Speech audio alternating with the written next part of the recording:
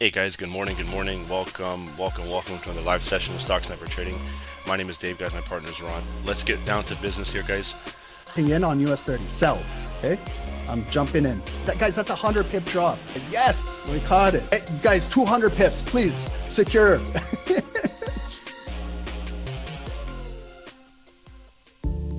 Trading with a perfect broker is the key, which takes you one step ahead.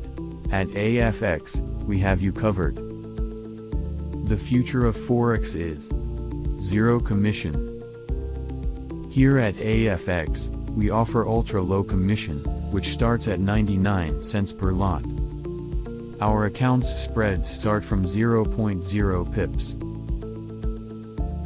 With account leverage up to 500x, and can have a minimum deposit of $100, with an additional 100% deposit bonus, regulated by HOMC Greece, compliant with ESMA. EU, regulated with FSCA, South Africa. Nothing to lose, but something to gain. Trade with the world's most liquid market provider, AFX, recommended by Stocksnipertrading. To get started, use the affiliate link below.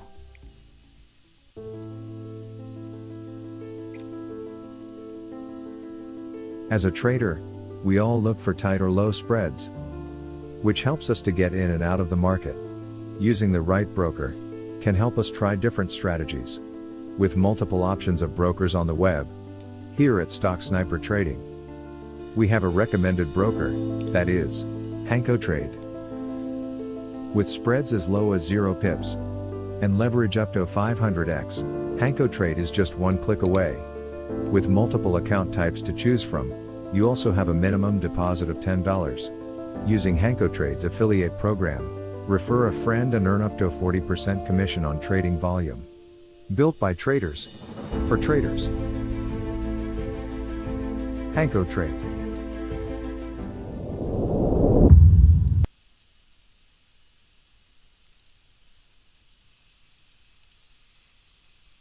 Recording in progress. Hey guys, welcome. Good morning to everybody. It is 7:30 a.m. Eastern. It is Wednesday, September 20. Welcome, guys. We have a busy day today in the markets. We're gonna do some analysis here this morning. We're gonna get started with gold. Then we're gonna move into US 30 and NASDAQ and get ready for Wall Street. So welcome everybody. Thank you for everyone for joining. Appreciate everyone on Zoom. Welcome Rico, Thuzma, Dagzi. Thank you guys for joining. Arithran, welcome. Hussein, everybody. Anita, welcome. Thanks guys for joining, and everyone on YouTube. Thank you guys as well. We appreciate you guys, and appreciate all the support you guys give daily. And thank you guys. Most of you guys are aware today is FOMC at 2 p.m. Eastern later today. So we do not have too much news leading into into Wall Street. We'll go over that this morning. But the big news today is FOMC. Okay, the markets are waiting for Mr. J. Powell. Any guesses on what his tie is going to be today? I'm going with a blue tie. I'm going with blue. That's my guess. Yellow, Russell. Okay. Purple is purple. Yeah, he's been wearing purple for quite a bit, so I think it's time to change it. He's got to go something different. We'll see what it is. Okay, so but Mr. Powell will be coming to the podium at 2:30 p.m. Eastern. It's a big one. We only have one more FOMC for 2023 after today. So this is a really important one. Analysts are saying about a 95% chance or more that rates will stay the same. They will not be increasing or decreasing. It will be a pause.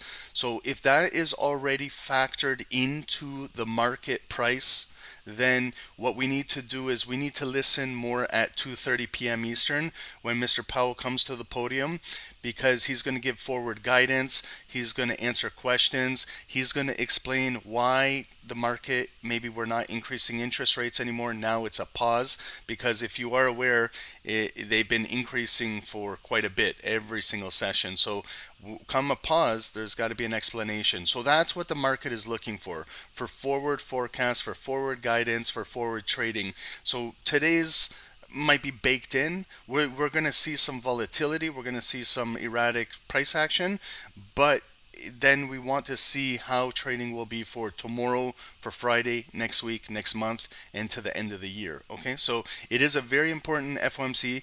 If you're trading or not, it doesn't matter. It's still important if you are a trader. So whether you're hitting the buy or sell button, some traders just tune in to see what's going on and they don't even take any trades. So we will be doing that later. That will be a private Zoom session with our members. That will be from 1 p.m. to 3 p.m. guys. I'll send you guys a Zoom link later today. But let's see how the markets are moving this morning, and let's get into this. So guys, I'm going to start off with Forex Factory.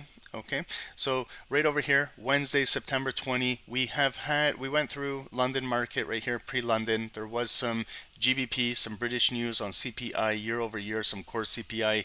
The data already came out for UK, and we're continuing to move down here. So normally we have something at 8:30. We've got something maybe at 9:45 in New York. We don't have anything today.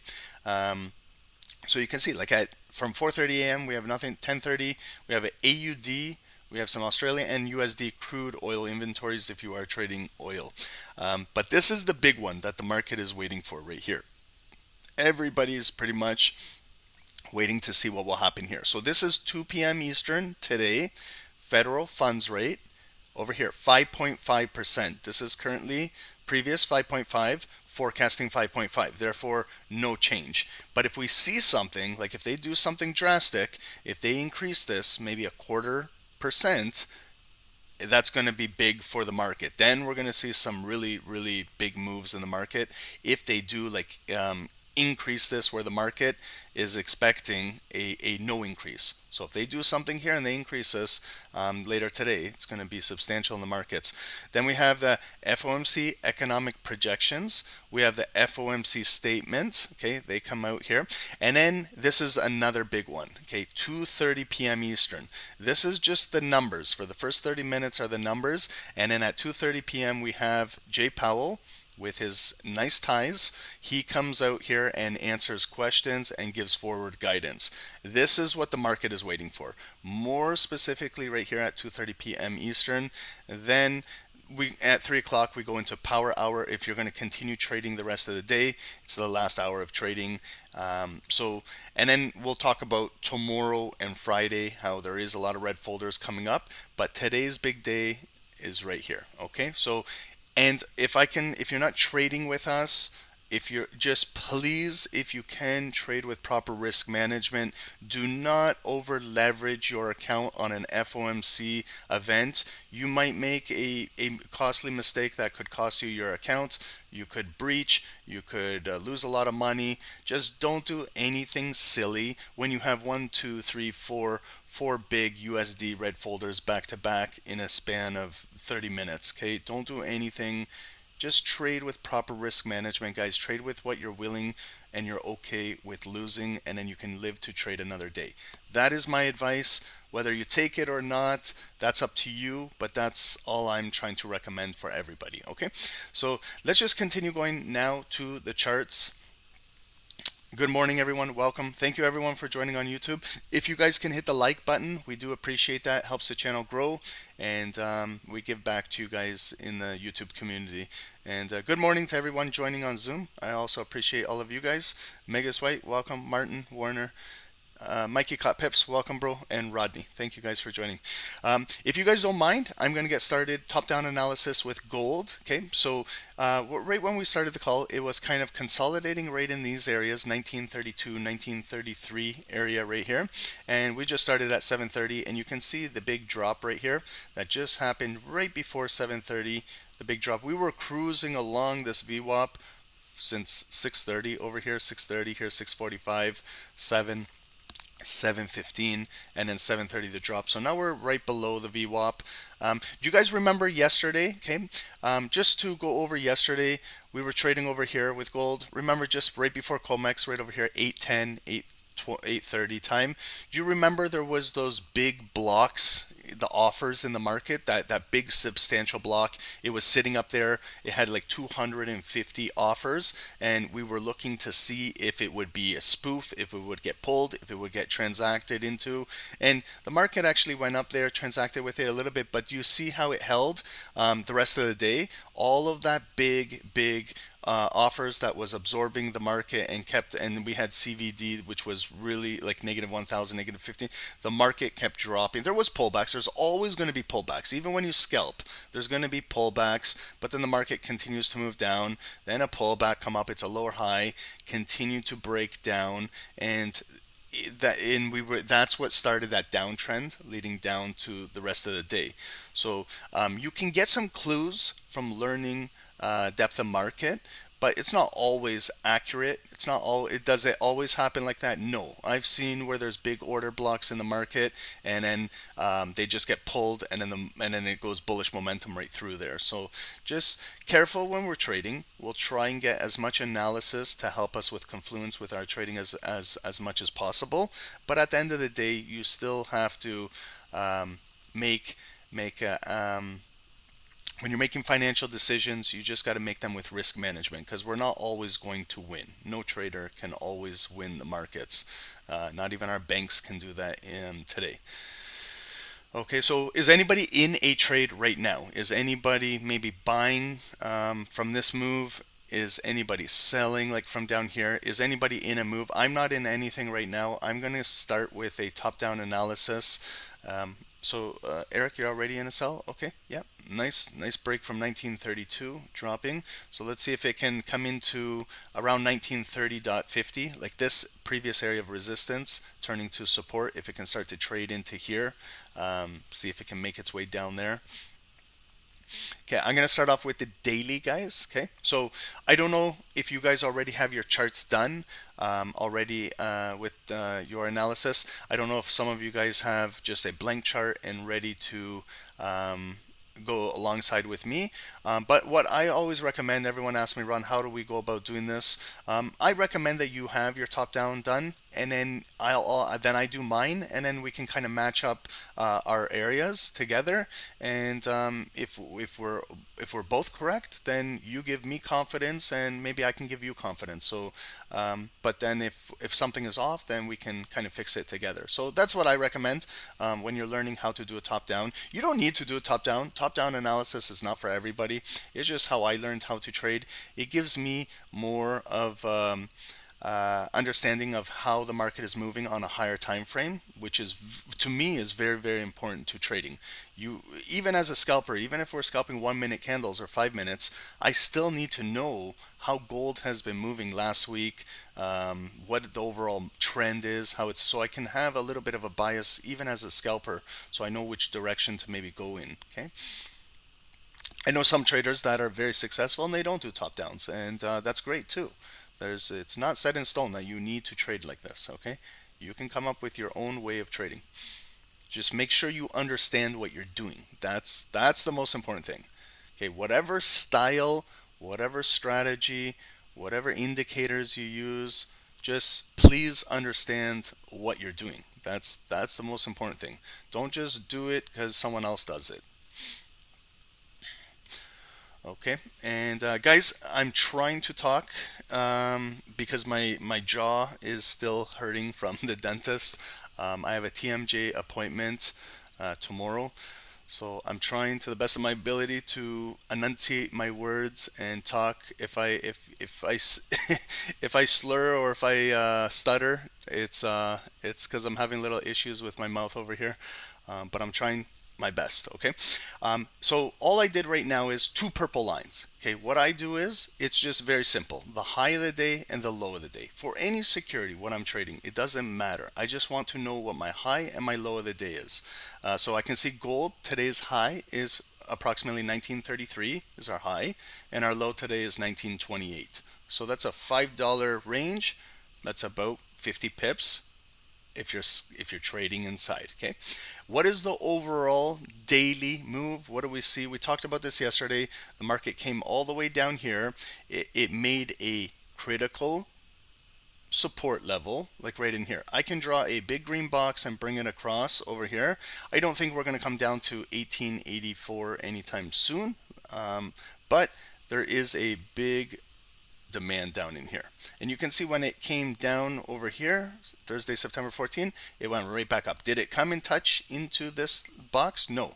So it's a higher low. They increased the bids and then they took it right back up. So we did push all the way, and then we have 4 rejections. Actually more. Even if you look to the left of the chart, we got rejected right there, right there, right there, here, here, here, and here. We've got 4, 6, 7 rejections around here, around 1950, approximately 1950. There's a big block in the market at 1950 right here, those 4 wicks, and if we bring this across, I'm going to make it red. So that's showing that there is resting supply block in the market.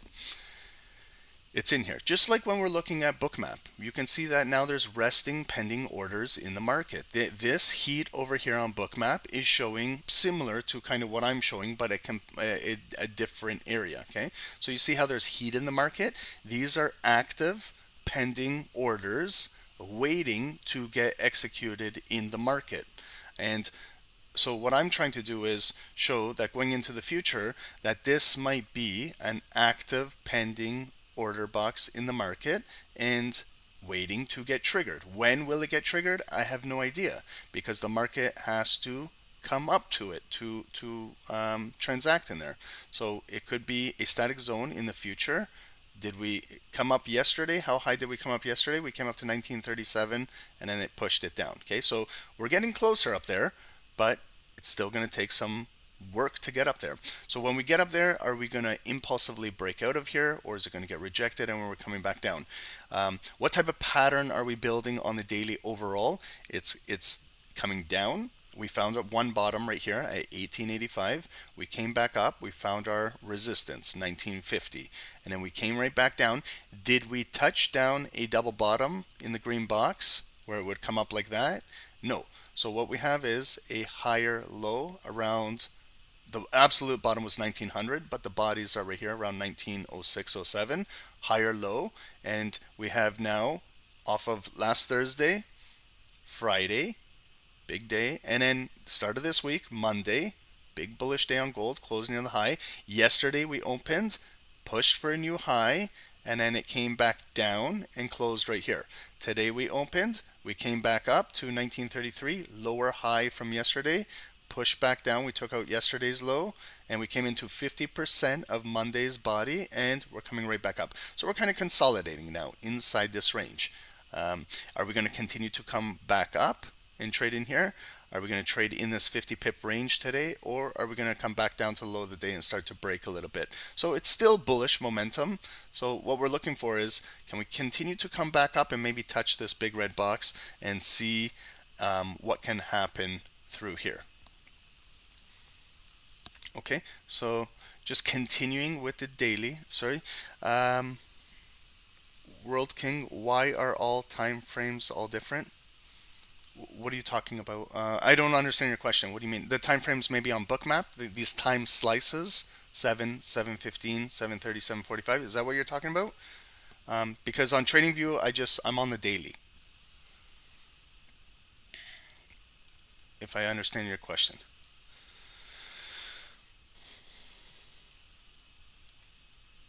Okay, so just continuing with the daily candle. Okay, so now what happened? So we opened side by side with yesterday's close. We came down, we came back up, and we're right here now. Okay, so let's say if we continue pushing up, today it's a bullish day, and we continue to push up with gold and we break our high of the day, where are some areas that price action can go? Okay, why don't we target yesterday's high right up here, yesterday's high wick, 1937, 1938 area.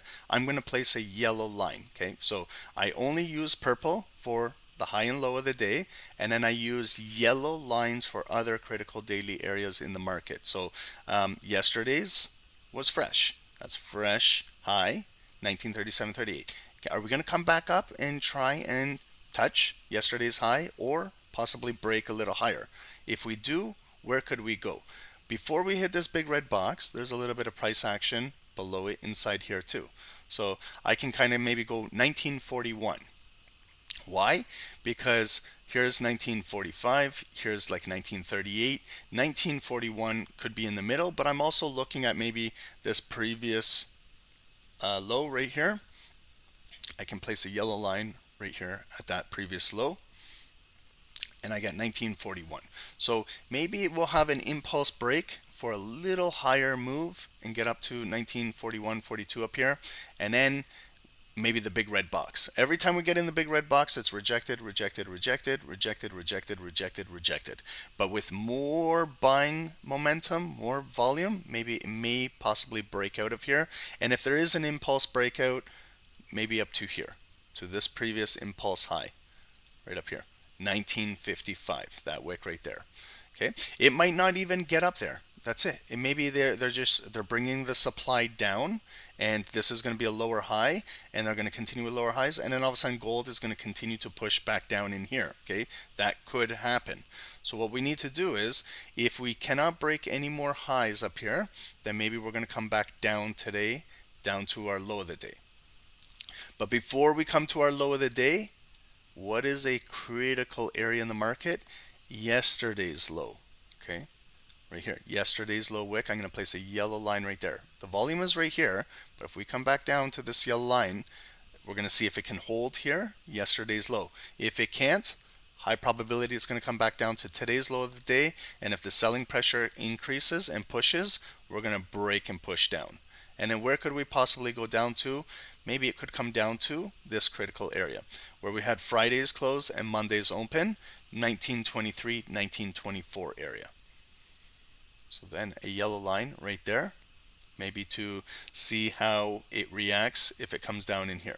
And then we have like a neckline here where it came back up, rejected at the yellow line. We closed right here, came back, a little bit of a pullback, and then go back up bullish. So below there, I'm going to place like a green box in that little gap right there, catch that wick right there, and bring this across. And I'm going to make it green. Okay, because if we do retrace back down in here, if it does come back down, okay, if sellers push it back down, I'd like to see if buyers can hold momentum right here and maybe bring it back up and then hold this uptrend that is being built right here. If it cannot hold this green box, then it will break and possibly come down to 50% of this big green body candle. But with some price action to the left, I can see right here they were building something. Here's a body, a body, a body, a body, a wick right here. So one yellow line roughly in this area, 1916. And that would be like my next level of support right there. If this breaks and cannot hold, then they're going to test this level. Can it hold right here? And then maybe it can continue holding this bullish volume left and this big bullish pin bar candle down in here. If it cannot hold, then it's going to continue to maybe test down here, 1908, next critical level of support right there. And then if it cannot hold, you can see when we came in here, it went right back up, came down, went back up, came down, back up. Then if a lot of red bearish candles coming down on gold, it'll possibly fill these wicks and continue to come down to the big block down in here. Okay, we don't have to worry about that right now because we're nowhere near that. What we need to focus on is what's going on in this area today. And we also have FOMC later today. So gold will move during FOMC as well. It will be very volatile, so we'll see what will happen. But today, just to reiterate, today's candle we opened, came down. That's our low of the day, 1928. Still holding majority of Monday's body, continuing to push back up to the high of the day, 1933, and then got rejected, and we're right here. So we're going to see if we can continue to push up. It could just consolidate in this area for a little bit. Now what I'm going to do is I'm going to break the daily candle down into hourly. Okay, so I'm going to select now 1H, 60-minute bars. Okay, so now we're not on the daily anymore. We're on 60-minute candles. And these Each individual one of these candles is 1 hour, okay? And you can see critical times in the market, how they react. Like right here, this 3-bar play, green, red, and then this big green candle. The exact date is Friday, Wall Street, 9 a.m. Nice big push. And then the rest of Friday afternoon, we continue to come back down near the close where we held support right here. Then we continue. So you can see here's Sunday futures market, 8 p.m. open, come back up, double top up here, and come all the way right back down. But you see how we're holding this green box right here? Again, Monday, 9 a.m., 10 a.m., Wall Street. Monday continued to push up on bullish momentum on gold. We took out a new high, new highs, retracement back down to here, 1930. Higher low, support at the daily. Then we got this big bullish candle Tuesday in London, 3 a.m. Gold continued to push up all the way up to 8. And then yesterday, remember, gold started to push back down. And we held support at this daily yellow line. There was an impulse break that came down and went right back up, just trading sideways. And now we look at how we were trading last night. Okay, London is right here. This big red candle coming down, closing below that critical daily level. And then 4 a.m. we continue to come back up. Here's big 5 a.m. big bullish candle coming up on gold. 6 a.m. continuation, but we're not breaking the high of the day, the purple line. And now we're coming right back down to test maybe approximately 50% of the big bullish candle at 5 a.m. We're a little bit above it, still holding. Okay, so you can see that we're just trading sideways right now on gold. When we're looking in the book, yes, there was a little dip right here, but it came right back up and we're trading right at the VWAP, getting ready for Comex market open very, very soon. We're 3 minutes away from a new hourly candle in the market. Okay, it's going to be 8 a.m. So where do we have some a critical level in the market for hourly support? Let's take a look. Okay, what if we just look at directly right at our low right now? Okay, but I like to look at also bodies over here. So I have an hourly body here, a body close here, body open right here, body right there, body here, body at this line, body right there, body right there. Our low that just came down touched the line and went right back up. So this yellow line for hourly, I'm just going to change it to a white line. So I can see now 1930.85, 1931, roughly around there. That is our hourly support. Okay, it's holding the market up right now. This big body at 5 a.m. closed above. We just retested it and it bounced off, so it's still holding. So this white line is our hourly support going into Comex currently. Let's see if we can continue to hold, because if we can continue to build, then maybe we will break out of our high of the day, purple line, 1933. And then where could it go? Then look over here to the left of the chart. Maybe we get up to these previous highs of 1935. I'm going to place another white line right up here. So just above this resistance, touching into here. Maybe we break out from 1932.33, come up to 35. And that's about 20 to 30 pip range up to there. If it continues with bullish momentum, then we reach our next yellow daily critical area where these hourly candles got up to. Okay, we might even get pushed down. Okay, if we look at this pattern, this could be where it made a high, higher low, higher high, but they pinned it there, and now the market is making lower lows coming right back up. What if it's a lower high? And then it continues to push down and we take out this bottom and then it's dropping down into here. That could very well happen as well. But right now we have to respect the buyers of gold for the last few hours.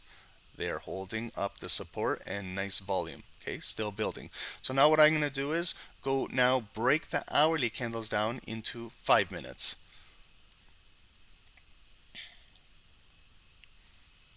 Okay, so now we're in the 5-minute time frame. This is more for short-term trading, scalping the markets.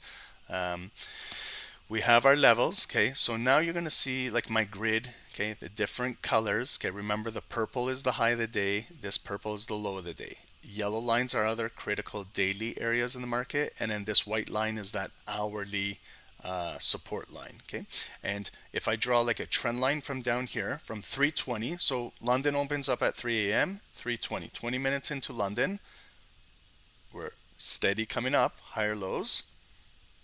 And if I continue to bring it, we're kind of still holding the uptrend. Okay, so that is our hourly trend line starting from 3 o'clock.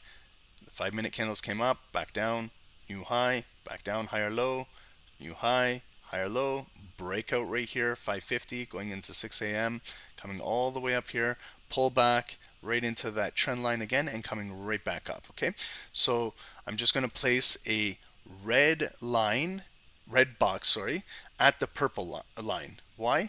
Because just want to show you right there we got rejected. Right there we got rejected.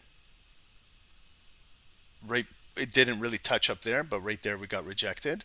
If I bring it across here, we got rejected quite a bit in there, and now we're trading right into it. Okay, so you can see Bookmap, it's breaking right through. So they grab the liquidity, below us, below the VWAP, picked it up right down here, picked it all up, and then got good momentum, continuing with the bullish move, and now it's breaking right through here. Let's see if it can start to take out some orders up here. Any pullbacks, let's see if it can hold bullish momentum by holding the VWAP and populating the depth of market below us with more and more bids in around this area where the VWAP is, and maybe we'll get some continued bullish momentum. If we do break out of here, where could gold break out? Okay, this was a previous breakout right here, short term. So I'm just going to place a red line right up here to see if we can come up to and break out up to there, 1933.80. Okay, so it's continuing to push. Okay, very bullish move. Okay, you can see it started down here, bullish move, 3-bar play, pullback, hold, ignited bar, close near the high, next candle open with minimal pullback. Is it above 50%? Yes, it is. Is there a wick on top of the previous candle? No. So that's our firecracker analogy. There's the pop, and there's the continued break. This bar is going to close in 2 minutes and 45 seconds, so lots of time. And if we do close above here, what we want to do is flip this red box green to see if it will continue to maybe pull back into it, trade into it, pick up bids, and continue to push. So gold currently is nice and bullish right now on the 5 minutes. Okay, did anybody take a buy here or in a buy? No? Okay, no problems. If you're not, it's okay. Okay, maybe you can catch a retest, maybe you can catch a pullback trade, but do you see how we're trading right into that liquidity? 83 offers. Now let's see what will happen up there. I'm going to add EMAs, guys, too. Okay, so I'll add an EMA. The 9 EMA is this green line. So we are above the green 9 EMA, and I'm also going to add the 200. So we are also at the above the 200. So when it just pulled back right into here at 740, 745, pulled back right into the 200 EMA at the current trend line and continued to push up. What is the red line, please? The red line right here is just this previous high resistance where gold broke out of here, broke out of this red box right there, and it was the previous high where it got rejected right there. And I can tell you the exact time. It was Tuesday at 12:20 p.m. Eastern. That's where it got rejected. So I'm just going to see if it can come back up there, maybe have an equal high or a higher high, or maybe a lower high. But I'm looking to see if it can have enough momentum to either take out the high or get up to that previous high right up there.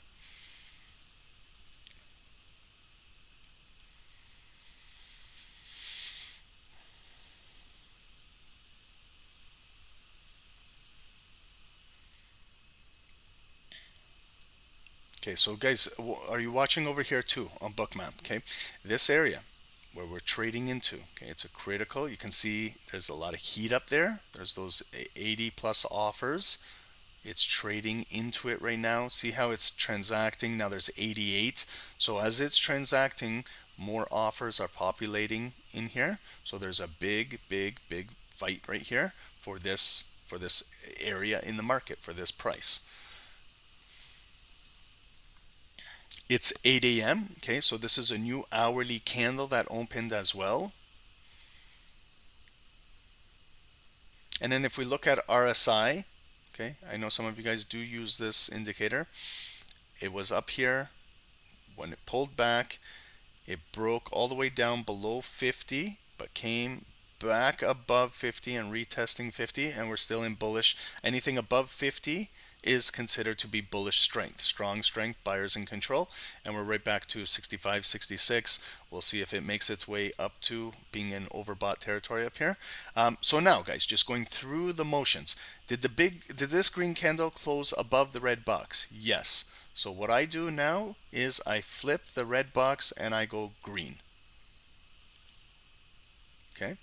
So why do I do that? The reason why I do that is in case it now offers or sellers push gold back down into here, I want to see now if this can be a new demand zone where the zone has flipped. You know, when we say too, the book has flipped. We flipped the book. We flipped the book above the VWAP.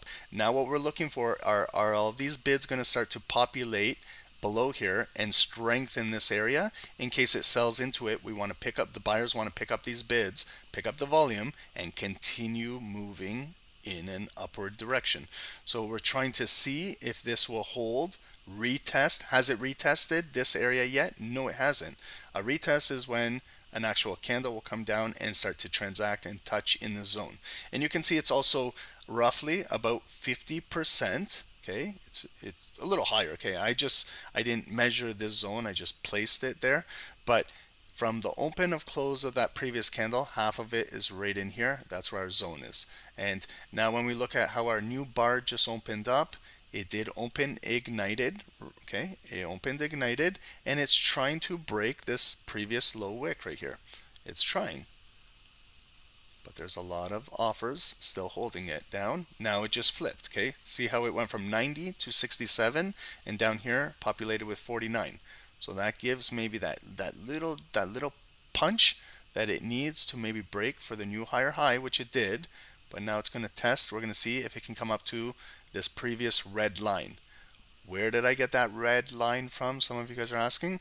All the way, you got to look to the left of the chart to this previous breakout. Last time we broke out above here, right there, that's where it came up to, the red line, and then it got rejected and went right back down. And then we came up again, and it was a lower high, and pushed right back down. We came up again, lower high, pushed down. So this is the first time that we're breaking this zone.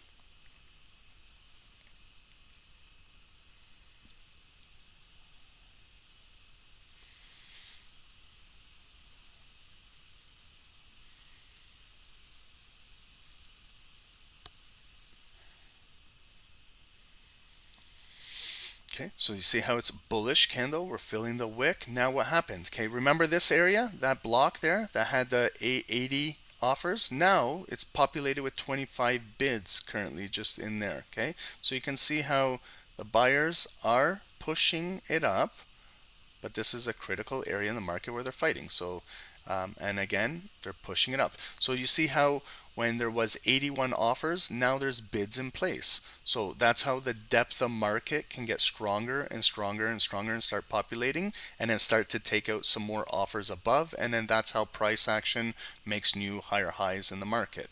But we also have to look what's coming from above as well. We can't just look at the green. Okay, if you have your eyes just focused on the green, then you're missing out what's happening above, because you might see big offers coming down, trickling down and absorbing a lot of these bids, and then all of a sudden it's going to start to push down. Okay, so your eyes kind of have to be trained to look at both sides of the depth of market. Whether you are a buyer or seller, you still got to see what's going on.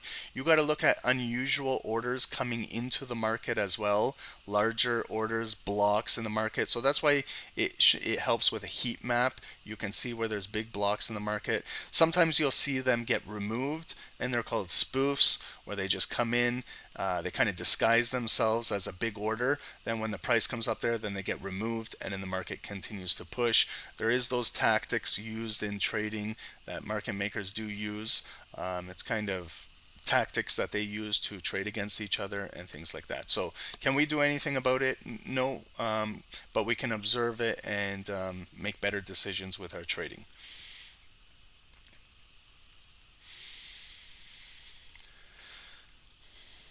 And then this indicator over here, CVD, cumulative volume delta. What it is kind of like it's a net transactions of the red transactions that transact with the green transactions in here, okay, to make it very simple, red transacting with the green, and then what they overall are. Because I don't know if these offers are, I don't know if they're sell limits, sell stops. I don't know if these offers up here are buy limits, buy stops. I don't know these pending orders down here, the green orders, whether they're buy or sell, buy limits, buy stops. I don't know if they're maybe sellers, maybe trying to get a pending sell in the market in here. So that is in disguise. I don't know what the type of orders are, but with CVD, maybe this will help us understand once the transaction and the execution takes place. Now what it tells us is the net transactions. So we have minus 269, which is telling us a lot of these net transactions that are happening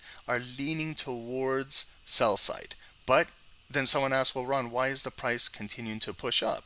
Well, that could be a short squeeze. That could be the shorts are getting squeezed and the bullish momentum is continuing to push them. So you can't always just take trades, whether this is like minus 200 and just sell them. That's not how it works, because you also have to understand what a possible implication of a short squeeze is.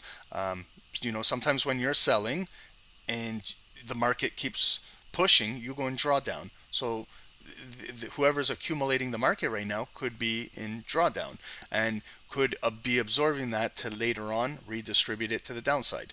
But that could this CVD could come right back up to balance at zero and then start moving bullish again. And then what happens with whoever was selling the market is in major drawdown or is forced to close trades. So you can't always just assume that if this is positive or it's negative, that's the way you're going to trade. That's not. I know some traders do it like that, but that's not accurate.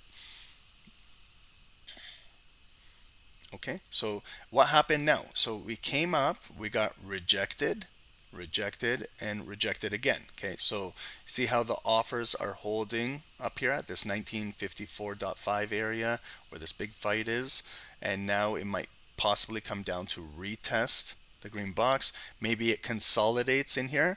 So when we talk about consolidation as well, like from that previous red line high to the box, maybe we're going to flag inside here. Maybe the market is just going to trade sideways in here. What do we have coming up in 7 minutes? We've got Comex market open up in 6 minutes.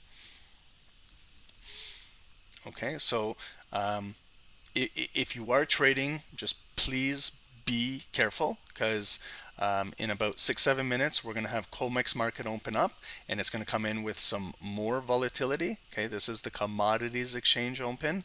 So we did push into this area. It's a first breakout through here since over here, since Tuesday 12 p.m. Eastern. Okay, so it's the first volume to penetrate this area since Tuesday at 12 p.m. We're trading in here. Maybe we'll continue to move bullish up to this hourly resistance 1935. Maybe it comes back down into here. If it sells back down into here, then if we close below there, then what we do with the green box is, again, we go through the motions. We change it red, and then we look for buyers to bring it back in, and then the selling pressure to reject it and push it down. And maybe we can go into a sell, and then maybe it will sell down, test this trend line. If it can break there, then maybe we continue to push back down and test these previous lows and come down to that hourly support, and we judge what happens down there. Okay, that is one possible direction that could happen.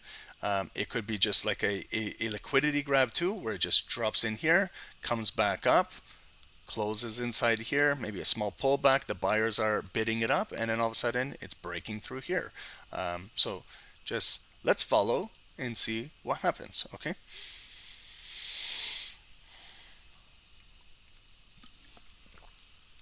What do you guys think? What are your observations for gold going into Comex and 8:30 open? Do you guys think we're going to continue with bullish momentum on gold? Do you guys think it's going to sell off into here? Even if it does sell off into here, that doesn't mean it's bearish. It's just a pullback into here, and then we got to see all these standing bids in the market. We got to see if they're gonna start to bid up the price if it comes back down into here. And another thing, guys, before you trade, please, if you can, look at your spreads.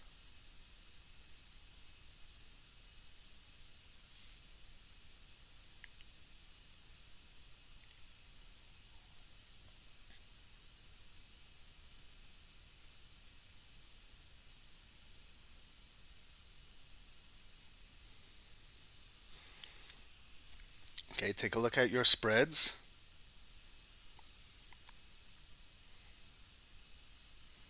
Okay, I've got 1 pip spread currently, 1 pip spread currently, but that will fluctuate. That will move as we get closer to the Comex market open. And also, spreads do change when you get into news. Okay, if you're trading FOMC later today, please pay attention to your spreads. Okay, you might not want to trade when you see how crazy spreads can be with your broker or prop firm or whatever you're using. Sometimes when you see the spreads, you're gonna stay on the sidelines.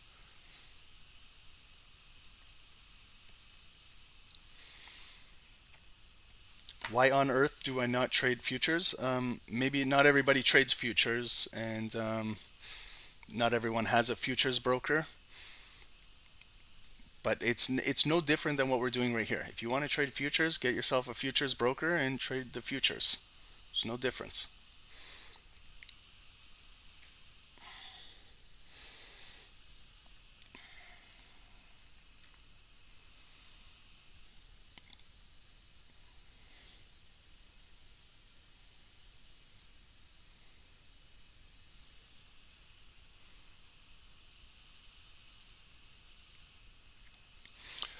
Okay, guys, so are we holding the VWAP? Yes, we are.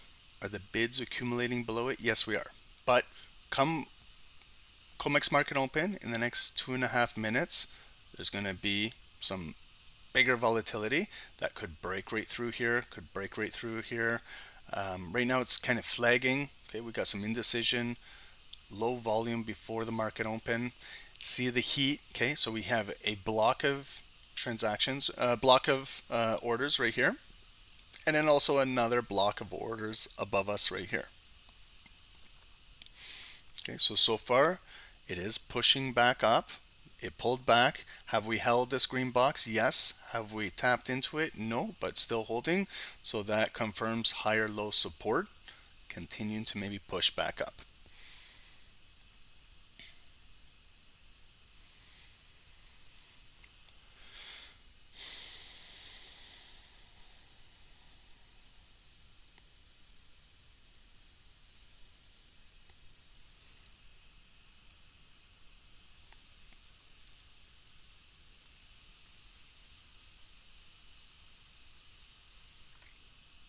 Okay, so now you can start to see, okay, some volatility. See the transactions, buyers in control, taking out those offers.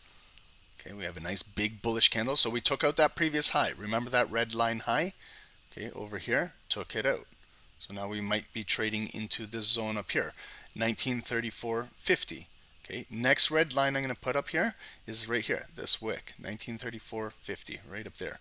That previous, where it bounced and then got rejected right there. So let's see if it's got momentum to continue to push. Remember, the white line is hourly resistance up there. Okay, and we have less than 1 minute, then it's Comex market open, commodities exchange. And in 8:30 we have a new 30-minute candle that will enter the market, and that candle brings in also momentum and volatility. Normally there's 8:30 a.m. news daily, but today we don't have any. Okay, so just keep that in mind as well if you are trading.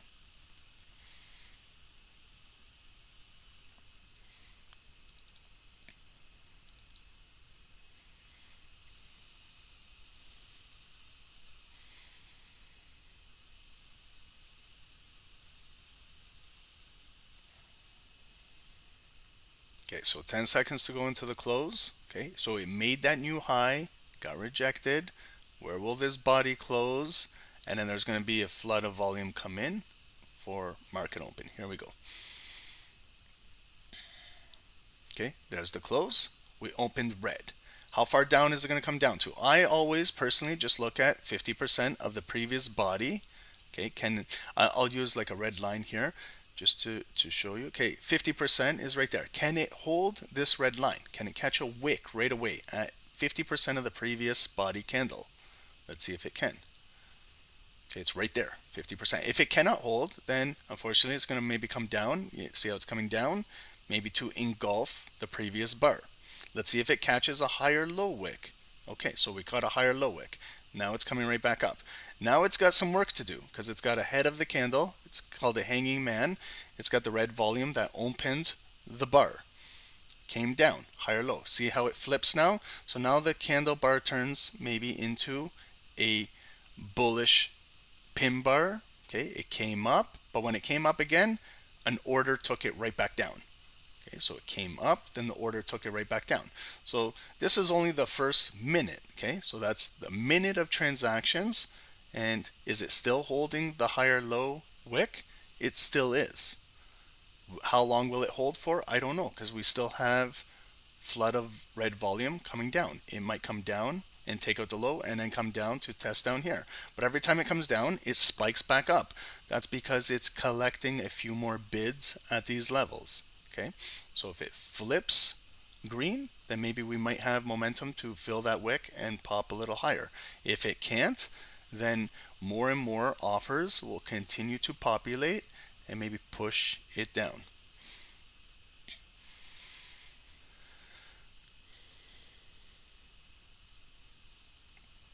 Does this analysis help you guys understand, like get more comfortable with price action? Or we'll get to NASDAQ. We'll get to NASDAQ and US 30. Let's just watch how gold opens here. We'll get to indices, guys. Okay, so you see now how it's a bearish engulfed candle, but have we engulfed the previous 100% of the green bar? Not yet. Okay, so that wick, the low that they pinned when they opened this candle, is still currently holding. Okay, I'll kind of zoom in a little bit more. Okay, so that's still holding that low. We're still see that the volume is kind of around that red line, 50% of the previous bar. That's where most transactions want to happen. It's kind of like when you're using a Fibonacci, the golden zone. It's kind of right in the middle, that area. Okay, so buyers are still holding it up. Okay, so holding uptrend, we have to hold higher lows in order to keep an uptrend. Again, they're trying to bring it back up. Now the candle can flip. Okay, you see we have most of the buying volume where we open. Now it flips. So now our job as buyers is to fill the previous high, which it is, and then pop up to the next red line high. That 1934.50.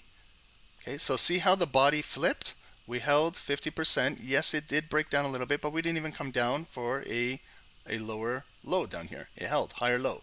They accumulated, the buyers of gold, and made a new high. Whenever you make a new high, don't always think, guys, when you make a new high that it's all automatically assume that it's going to continue to go. No, when something makes a new high, there's new offers also in the market. So when something makes a new high, depending where we are in the depth of market, offers can come down and push it down. So it did take out the new high, and then big offers come in and push it right back down. And you see that green transaction right now? Those who bought the high of that candle are stuck right there in the market. They're stuck. You can see them. That's what's called trapped liquidity. They're stuck in the market right now. So if the market now, red, moves away from them, they could be forced to take a stop loss, or they're holding in drawdown. Okay, you and I have been through that situation a lot.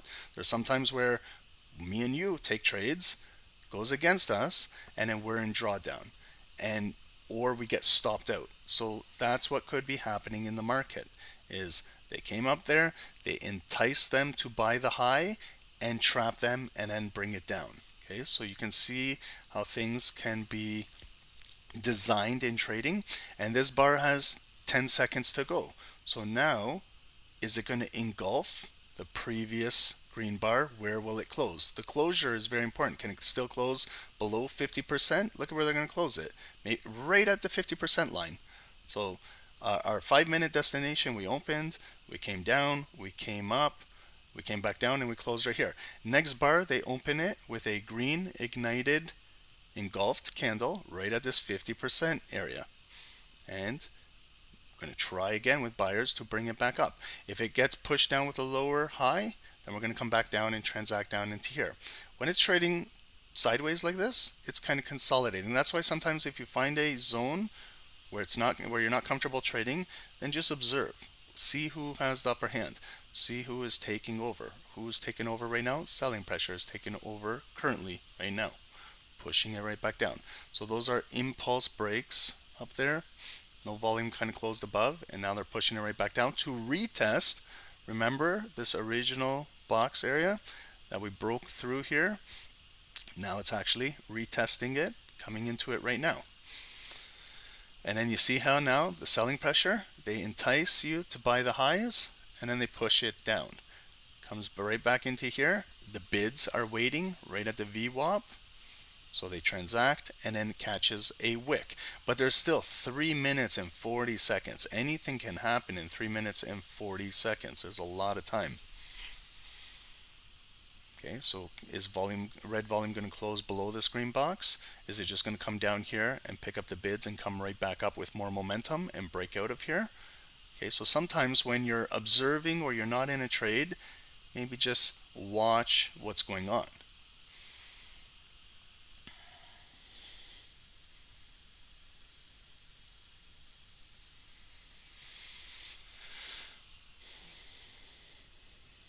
Okay, and then remember what we were talking about, the CVD, cumulative volume delta. Okay, so negative 200. Maybe the selling was absorbing that to redistribute it coming down. Okay, but that's just kind of like a small scalp trade. I don't think most of you guys are looking for the bigger moves. Okay, so the bigger move is, let's go through the motions. What happened? We came up here, we got rejected, and then it came right back down here. So now what's going to happen? Is it going to close below here? Is it going to come back up one more time? And then if it comes back one more time, are more offers going to populate and absorb and then push down? And then if it pushes down with more momentum, volume, then it might be sell side and continue to sell.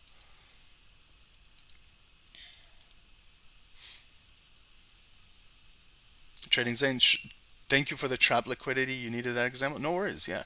No. If so remember what I was saying. The trap liquidity is there again, and it's trapped. So could they have been stopped out?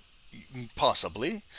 Or are they still holding in drawdown? That is possibly too. So for example, if you bought the high up there, and right now it's against you 16 pips, what would you have done? Are you still holding 16 pip drawdown? Probably some traders are. Some traders probably have already exited the market and hit their stop loss. Okay, so and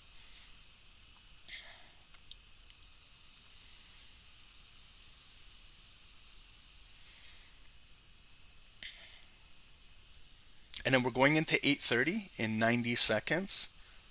We normally have news, like red folder news at 8:30 daily, but today there's nothing. So today it's just going to be a new 30-minute candle opening up. You can also observe your 30-minute candle. So let's look at the 30. This is interesting. Okay, so this was the high of the day for gold, the purple line. Look at the 30-minute candle. We broke out of here, okay, Comex market open, and now look at how they're rejecting it. Look at the 30-minute candle. So there's a massive 30-minute rejection. If it kind of closes down here, then we have the red, green, red bar. If it breaks below here, we could see bearish momentum on gold. Okay, look at the 30-minute rejection.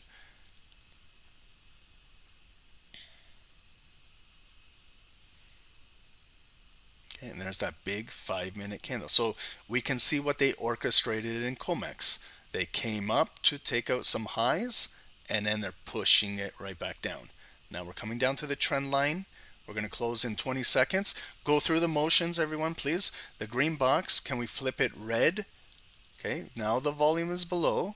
So I'm flipping it red now. There's pullbacks. I want to see if the red, and there's the continued drop on the new 30-minute. Let's see if it catches a wick and comes back up. Previous low right here in the book. If I put a yellow line right here, at the previous low was right here.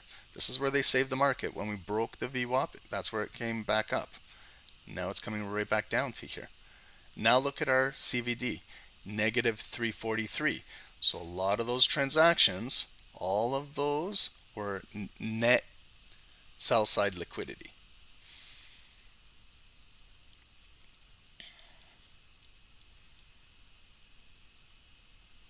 Okay, so down here, I'm going to put a green box right there, that previous area. Is it going to hold right there? We're going to find any support right here. If we don't find support, we're going to lose that hourly support level, the white line, and drop. So right now, it came in here, caught a wick, found some buyers, found some bids right away. Big drop on gold like that, you're going to find some bids, okay, right in there. That's why we get a wick coming off of it. We still have a bearish ignited candle. Okay, look at the big wick. Rejected where? It was rejected at the previous low and hourly support. So now it flips. Okay, but when it's flipping, now are the offers continuing to come down. Remember, I always tell you guys, there's always going to be pullbacks, no matter what. If you're selling, there's going to be maybe a pullback buy. If you're buying, there might be a pullback sell. Okay, so now we got to judge where, how high, where this body will close, how much time is left, 3 minutes. Are we surprised that it bounced off this area? I don't think anyone should be surprised that it bounced off of here. So when you're trading, also too, if you're a scalper, when it comes down here, that's where we need to make decisions. Because if you don't make a decision down there, the market will decide for you. You know, if you took that nice sell, okay, and it was a beautiful sell, like if you took it, you know, some of you guys did, and it came all the way down there and you guys are up 25 pips, and you don't make a decision down there, you don't need to close your entire trade, but take a little bit of profit off table. This is what can happen.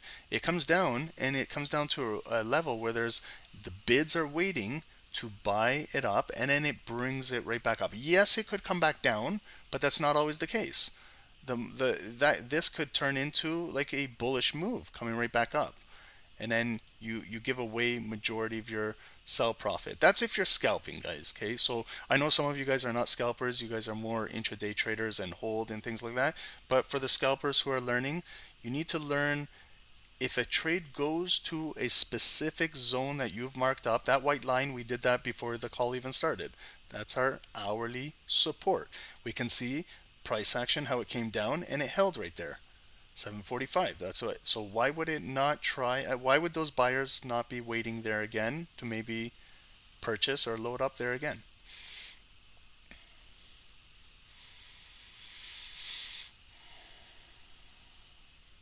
Okay, so see how it's coming right back up. Now it's a bullish hammer candle.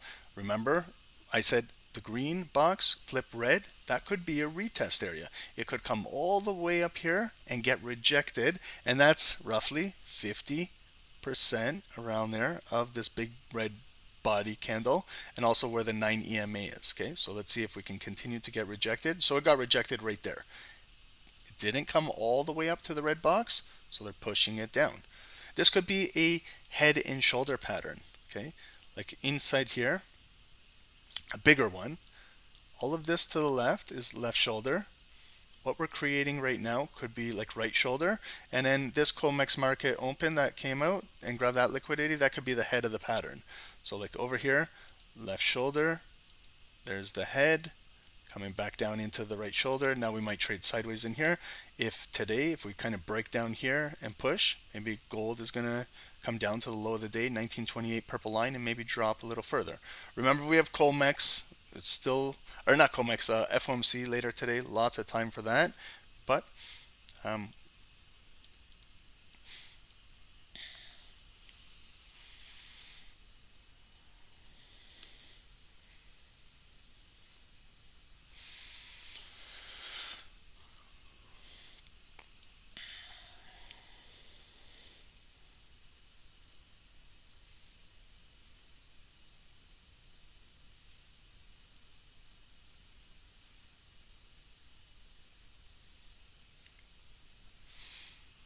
Okay, so we'll stay with this for a little bit, till maybe another 10-15 minutes, and then we're gonna chart, guys, US 30 and NASDAQ, and get ready for Wall Street market open.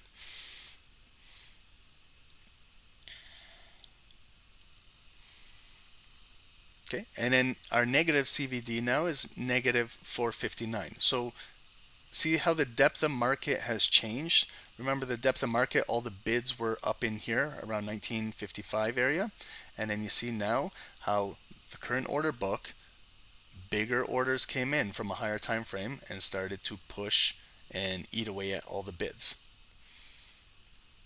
And now we're continuing. Okay, so did it come back up? It bounced. Okay, there's always going to be pullbacks. What I always tell you, there's always going to be a pullback at some point. You have to be aware of that. So sometimes when you're trading, there's going to be pullbacks. You're going to go in profit, then it's going to pull back. But if you kind of trust your analysis, or maybe where you place your stop, or you trust your zones, it came up. This is a lower high. Rejected, close right here. Next bar, ignited red, but it's got a long distance to fill that wick. You know, normally when candles have short wicks, then it's easy to fill and then drop for a new low. This one has a lot of distance to make up. Okay, if you just measure the wick from here to the bottom, it's approximately 8.5 pips. So just the distance to continue to fill, it's going to fill 8.5 pips, and then to maybe push for a new low. So it's you got to understand also wick analysis as well in your trading, to help identify that it takes a lot of selling pressure to fill that wick to drop. So you can see how it came down, but it's a higher low because the bids are now starting to accumulate now.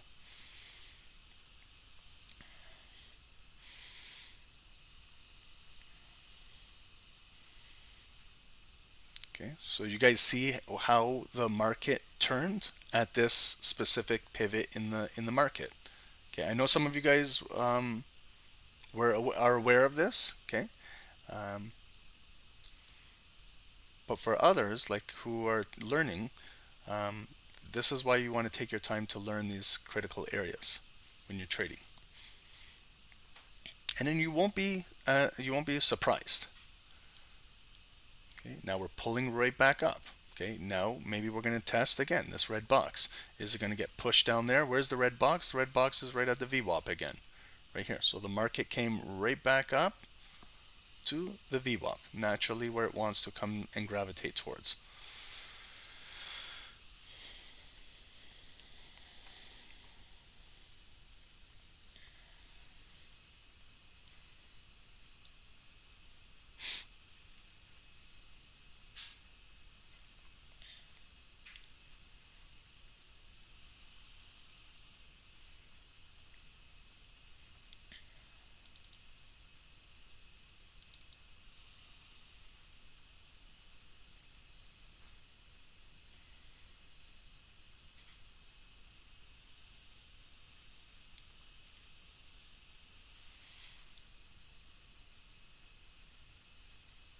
Okay, so what could we be looking for? We're going to see if the buyers can continue to bring it back up here, maybe close with some volume here, and then again retest this, and maybe it holds, and then maybe they can come back up to take out that previous high, and then come up to that hourly resistance of 1935.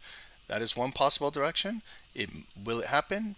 Maybe, maybe not. Okay, we got to get some volume to close above this area in order to look for that. It might just come up to here and get rejected and then push right back down, and maybe trade inside here. And some traders, if you don't feel comfortable trading inside here, then some traders wait patiently for something up here, or they wait patiently for something down here.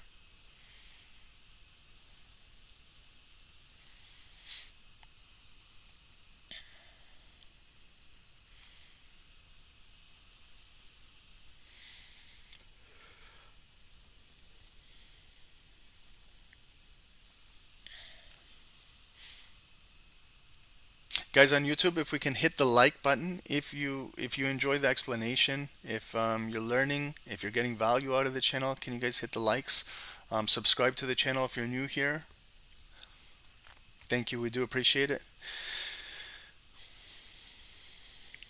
Okay, so we'll stay with this for like another 5 minutes. We'll wait for the 8:45 for the new 15-minute candle. Okay, so if you're a 15-minute trader, what are we looking at on 15s? Okay, so what happened here? 8 o'clock, we broke out bullish. Okay, 15-minute body closed above. Then we had here 8:15. That was that new high, but then it came all the way down bearish engulfing, closed down here, and then now our new 15-minute candle, which opened up at 8:30. We're still in the box here. Okay, so gold is ranging inside here. There is moves. Yes, you can scalp the markets. You could have bought this move, could have sold here, but you have to understand that you maybe had to get in and out. If you're not in a trade, then let's continue to monitor what's going on here. We're kind of coming back down red. Okay, so green pullback. Did anything happen above this area? No. So it's coming back down red.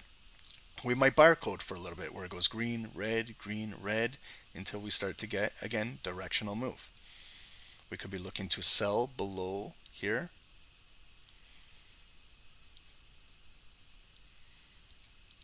We could be looking to buy above here.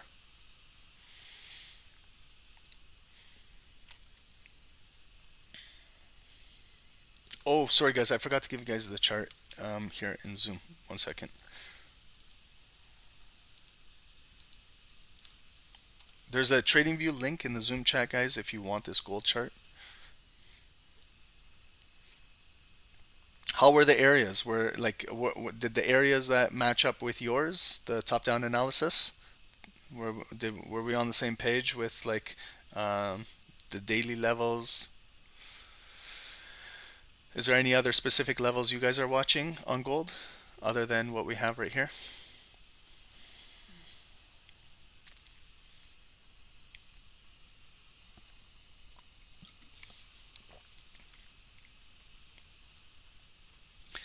Your VWAP looks different on Bookmap or on TradingView.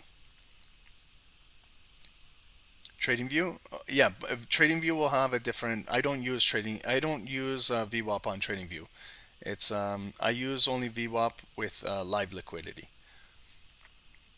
I use Everest. I use EMAs for TradingView. I have the EMA 9, exponential moving average 9, the green line, and I use the purple EMA 200.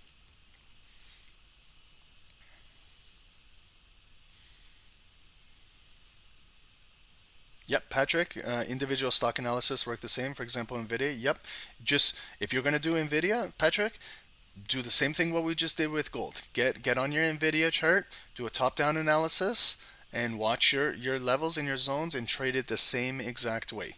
Yep.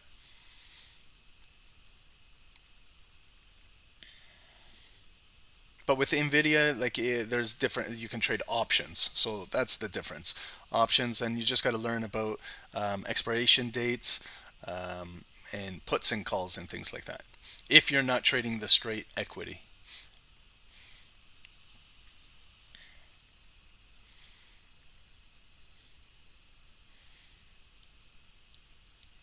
Okay, so gold is kind of slow right now. Okay, the day might be slow, guys. Even Wall Street might be like yesterday. It was a really slow, choppy session, and then later on it started to sell, guys. So another thing that I do, okay, in Wall Street is I speculate. Okay, I trade a little smaller, like kind of market open sometimes, but I see like where they're gonna put a wall.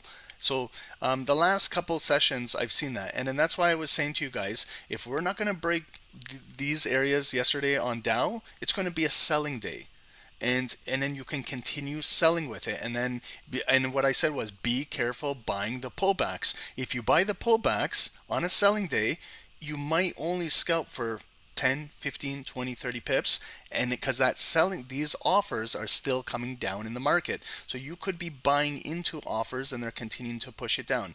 So I kind of use Wall Street the first 30 minutes, whether I'm trading or not, I'm getting a good understanding of where it could move for the rest of the day, because there's still a lot of trading left in the day. Everyone thinks they have to trade Wall Street market open and it's the holy grail. It's not. You can trade after 11 a.m., 12 p.m., 1 p.m., 2 p.m., 3 p.m. There's also better trading, not always just at Wall Street market open. But you can get a good, maybe a picture, an understanding of how the market wants to move. If they shut it down in Wall Street, then it's gonna maybe continue to sell the rest of the day.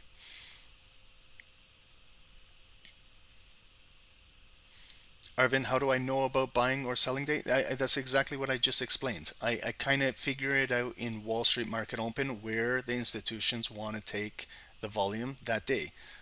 But you don't need to trade heavy. Sometimes just sitting on the sidelines and watching, like those rejections on. We'll go over it when we do our top down on US 30 and NASDAQ. But you can kind of put the pieces of the puzzle together when you're actually watching what's going on, as opposed to just hitting buys and sell buttons. Okay, so what happened here? We're pushing again above this area, so we're coming up again, and then it got rejected, lower high. This could be forming the second leg where it's coming down. Okay, so we came up. Okay, there's our resistance. We came back down, all the way down here. Here's our support neckline. We came right back up. Okay, so in case it comes right back down for a second time, it may come back down in here and then retest this, and then another selling opportunity to break down there. But right now, the buyers of gold are holding it above this area. It could build and continue to be bullish coming through here. So did it break any critical levels down here? No, it didn't. Did it hold? Yes. And coming right back up, we're going to see if we can get some volume to close again above here. Again, we're above the VWAP, holding, and we're going to see if we can continue to get bullish momentum on gold going through here. Okay, guys, so it's 8:47. I'm going to move over to US 30 and NASDAQ. We're going to do a top-down analysis. So if you're continuing to trade gold, guys, just please trade careful. Follow where it's moving. And we'll continue to monitor. We'll come back and we'll look at how gold is doing as well. But let's do our next two top-down charts on US 30 and NASDAQ and get prepared for market open. Okay, so US 30 over here and NASDAQ. I'm going to start off with US 30. Okay, so again, you guys might have a blank chart. You guys might have your charting already done. That's up to you. I try and go over it where I'm not talking too fast, where I try and explain what's going on, and because I know some of you guys are still learning. Okay, so when I move off of, now I'm going to take gold off of Bookmap and I'm going to put it with US 30, so maybe you guys can see what's going on in the book as I'm doing the top-down analysis. So if you are using Bookmap, YM is the ticker for the futures for Dow. Z is the current contract right now in the futures. 3 is 2023. CBOT is the data, and then Rhythmic is the data feed. So I'm clicking on it right now, and when you click on it, it kind of puts it in these larger time slices. So what I do is I kind of just bring it back down to 15-minute time slices, so I can see still a bigger picture from 8 o'clock. So over here, here's 8 a.m., here's 8:15, 8:30, 8:45, and then we're going to go into 9 a.m. Okay, we have the same kind of book as, CBOT is Chicago Board of Trade. Thank you. So we have the current order book, very similar to gold. We have our offers above us, we have our bids below us, we have the VWAP. So right here I can see that they just came below the VWAP, they collected all the liquidity, and then it's starting this big bullish move, coming maybe up to the previous high.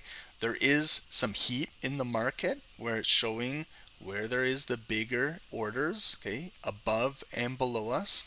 This is the volume profile over here, the volume bars. So we're starting to get some nice interest on buying volume coming in the market.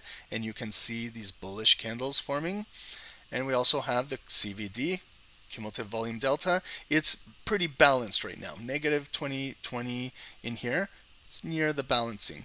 When we broke above zero, how high did it come up to? Came up to 100. When it broke below zero, we came down to negative 100 down here. So the market is balancing itself out right now, but pushing up nicely. So it's in a big 5-minute uptrend right now. It is there is bearish divergence, okay, very clearly, guys. Can we see this bearish divergence? Okay, but sometimes we don't always just go off of what we see with an indicator. Okay, so you see, guys, from that big uptrend and what we're seeing right now, that is a clear divergence. If you guys do not see this, maybe we got to get those prime time sunglasses. How about prime time, guys? Anyone follow Deion Sanders in Colorado NCAA football? Man, that guy, what he's doing over there is amazing. Okay, I'm a big fan, guys, of Deion Sanders. My son's name is Deion. Prime time. But look at this divergence, guys. Okay, higher highs, higher highs, higher highs, higher highs, and look at the strength decreasing. Okay, does that mean that we need to sell? No. That means we have to be aware that maybe an opportunity could come in the near future of possibly selling. Is it there right now? No. Just small pullback sells are there. So we have to keep this in mind for today. You know, like maybe they're pushing the market up artificially because of FOMC, but maybe this thing will have an opportunity to cool off. Okay, so let's just go into the daily now. Okay, let's start off all over again. The sunglasses are nice. I'm gonna get those for streaming.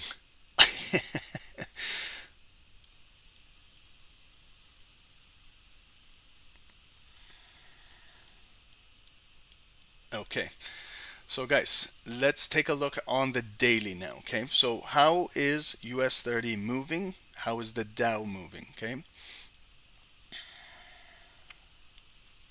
let's take a look over here. Okay, so remember what we're looking at overall daily over here. Okay, this is our resistance, 35,700, end of July, early August. Since then, the market has been pushing down. We came down here mid-August, end of August down here, and it's a higher low from over here from this support level. So the buyers are still interested to push it right back up. But when it came back up, again, here's our resistance now. So they're lowering the offers down here to 35,000 and continuing to push the market down.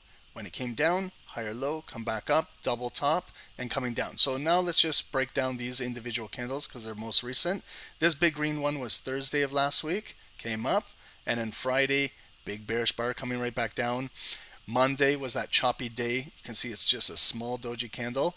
And then Tuesday this week, we continued to have a bearish day where we came all the way down. Look at where we did. We came down to equal lows right down to that previous wick right here on Wednesday, September 6th. And holding, coming right back up, closing right there. Then today, how did we open today? Most recent price action. Okay, so we opened side by side and there was a small pullback. So I'm going to place a purple line at today's low of the day, 34,475 area, low of the day. And we continue to come up bullish. Okay, 50% of yesterday's red bar candle, I'm just going to place a yellow line at half of it. Okay, just by eyeballing. Okay, we can eyeball it. I can also look right here. Like I like this gap in the market. So this close, and then they gapped it up, and then look at the retest right at that line. I'm not going to use a purple line there. I'm going to use a yellow line over here for another critical daily level. Okay, so right now the volume is at the high of the day right now, and we saw it's overbought on the 5 minutes. There is divergence, but does the market care for RSI? No. Okay, so we're right at our high of the day. So if we do retrace back down today, maybe we're going to test the yellow line and 50% of today's bullish volume. Might be a test right there. Maybe we don't even pull back. Maybe it's just continuing to break out bullish today. Where could we go? Yesterday's high is fresh in the market. Let's place a yellow line at yesterday's high. Right up here. 34,685 yellow line. Okay, and if we continue pushing up, like let's say we fill yesterday's wick and again continue to pop, where could we continue to go to?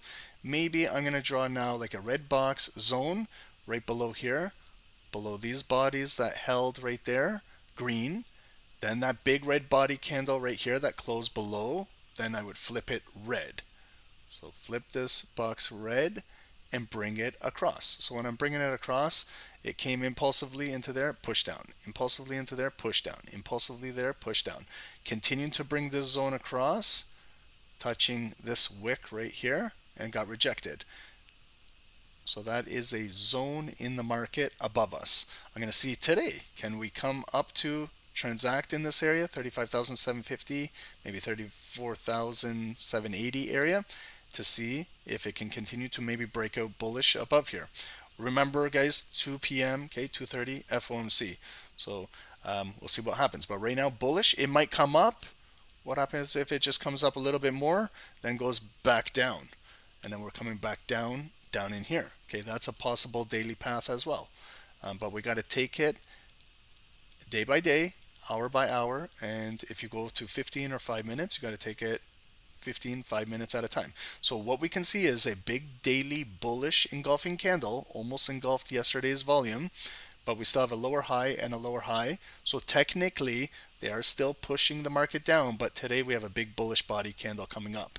So if it does get rejected and we retrace down a little bit, okay, maybe we test 50% the yellow line. If we cannot hold there and the sellers are still pushing it down, pushing it down, pushing it down, maybe we come down to where we opened the market today and where we closed yesterday. So one yellow line there, and if we cannot hold there, then might come to the low of the day.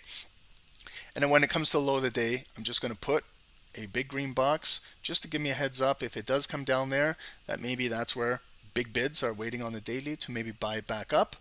If it breaks through here, then we're going to start to drop down into here. Okay, so big strong daily candle, we can see that it opened, short pullback, bids buying it up, buying it up, buying it up, filling up to the high of the day. This is where we are right now. Okay, so now I'm going to dissect the daily candle and break it down into 1 hour. So now look at it. Okay, look at the hourly candles. Like, they look nice. Look at it. If you're trading hourly candles, wow, like this is beautiful price action. Look at, okay, so here yesterday, Tuesday, 8 and 9 a.m. we had that bearish momentum. Okay, and it continued throughout the day, 10 a.m. all the way to 11, and then it bottomed out at 12, and then we started to pull back at 1 p.m. come up 1 p.m. 2 p.m. power hour, then we close right here. Then we have the sideways Tokyo Asian session. Futures market opens up red, closes here 8 p.m. and then lower lows, lower highs, come all the way right back down to the supporting level at midnight last night. Then 1 a.m., 2 a.m. Here's London, big session London. Okay, 3 a.m. continuing. Look at all the hourly candles pushing right back up. So this area of resistance on the hour, let's place a white line here for future reference. Right here. Why here? Why a white line here, Ron? A white line here because look to the left. The body that came down there, it got rejected right here, Monday, September 18 at 10 a.m., came back up. Right here yesterday, Tuesday, 10 a.m. That's where it closed below that white line and dropped. And then when we came back up, we tested the white line, rejected. Came up, rejected. Have we closed with any volume even last night, going into 2 and London? Right here. Finally, we closed a volume above 4 a.m. So this now white line is hourly support in the market, 34,540. We have a extreme uptrend on the hourly. Okay, we don't even need a trend line. I hope you guys can see that. Okay, sometimes you don't even need a trend line, but if we use a trend line, we can clearly see it's respecting this trend line and continuing to push forward. Where do we have hourly resistance. See here, the last hours where it came up to that yellow line, rejected, rejected. So I'm going to place a red box right below that yellow line to show us that's where hourly resistance is. So maybe, you know, the market may continue to pump up there, and then that's where maybe it might cool off if we do get it up there. Right now we also have structure built over here. Look at these last wicks. Look at that wick and that wick, equal. So let's place a white line right here. Okay, so do you see what I did there? See the pullback right here to the white line, back up. Red candle, come down to the white line, back up. Red candles come back down to the white line, back up. We close below the white line right here, pull back and drop. Now, white line, okay, this one is down here, sitting, resting in the market, just like bids and blocks are resting. Now we got to kind of come closer to the price action right here. 34,600, white line, psychological area. That's going to be our support going forward on the hourly. If we lose this, then the market could drop. But currently holding right up there. We're going to see if it breaks above today's high of the day. Where could it go? Maybe we punch to 654 right up here. See the body to body right there, and then those two wicks right there where they previously got rejected. So I'm just going to place a white line right here above today's purple high of the day. Okay, because what happens if we continue to push out? Maybe the market will push out, continue to squeeze up to that white line, then it comes down. Okay, so we got to find our higher time frame resistance levels because we're going to be watching on the 5 minutes. Okay, so does that make sense, guys, what I just did? Everybody understand that? And then what type of pattern do we have coming through here? Okay, look how nice the hourly candles of Dow are. Like normally it trades something like this, like garbage like this. Look how beautiful yesterday's break was. Picked it right back up, come in here, can't break this area. Okay, so levels too, guys. Now levels, if you want to use like boxes right here, see where we were rejected right there, right there, right there, all that red, but now the volume is above us. So if you want to have like a green box on the hourly, and you can even label these boxes. Some of you guys are really neat with your charts. I'm not, I'm sorry. I used to, when I was learning, I used to label this hourly support, like this green box, but when I started to understand what I was doing, I didn't need to label all these things. So you could label like this red box, hourly resistance. If you want to label like purple line, you can have high of the day. You could have low of the day, whatever it is, okay? But so hourly, let's just take a look at our hourly RSI, okay? We are not extremely overbought yet. We're 65, so hourly can still push. We're overbought on the lower time frames. But this is where sometimes we get caught selling because there's just a little pullback and it continues to drive. So hourly push is bullish. Dow is bullish. Let's go to the 5 minutes now. Okay, so these are the 5 minutes. Continuing to push up, continuing highs, higher lows, higher highs. Okay, we pulled back down into here, coming right back up. Okay, we're right at the high of the day. We showed you the divergence, okay, as it's coming up, like in this channel, okay, so this channel that we're in right now, okay, that's the channel that it's continuing to drive into. There's the RSI is going down. RSI is useless. I agree with you too, but some traders do use it, so I just want to inform them that there is divergence, but it doesn't mean that right away you got to sell. Okay, and then also here at the high of the day on the 5 minutes, we're getting a little bit of rejections now. So I'm just going to place one more short-term red box up there, and we're going to see how we're going to trade. Okay, do we have any 5-minute support levels that have been created in the market? Yes, we do. Like right here, this was resistance and now turn to support right here. So if I'm really trying to like trap in here, then I'm watching. Maybe if it breaks below here today, breaks below here, retest this and drop, that could be a possible sell opportunity down there. Okay, But if it's continuing to drive bullish, it's continuing to drive. Look at it continuing to drive. Flag, continuing to pump up, maybe find that liquidity up there. So if this is, I want to see if price action can come back and trade back into this zone leading into Wall Street, and we'll see what happens in here. Okay, adding also EMAs. Let's add a couple EMAs. Okay, so 9 EMA. We are above our 9 EMA. 200, we are well above the 200 EMA. Okay, so it's continuing to drive bullish. Okay, so that's the Dow. It's 9:05.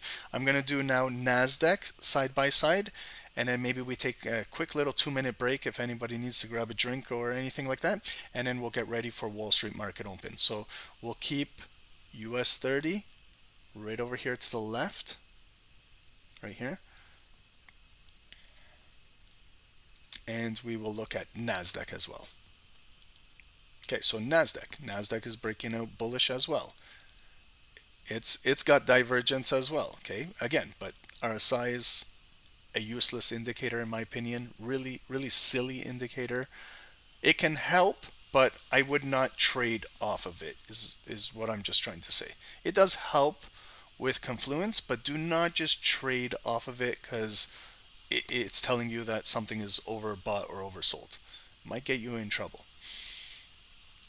Okay, so I'm going to now flip the book. We're going to look at NASDAQ now because I know there's NASDAQ traders. So now what I'm doing is NQ is the futures ticker for NASDAQ. Again, Z is the current contract we're looking for in the futures. 3 is 2023. It's not Chicago Board. NASDAQ is CME, and we get our data from Rhythmic. Okay, so I'm going to click on it. Okay, look at the depth of market for NASDAQ right now.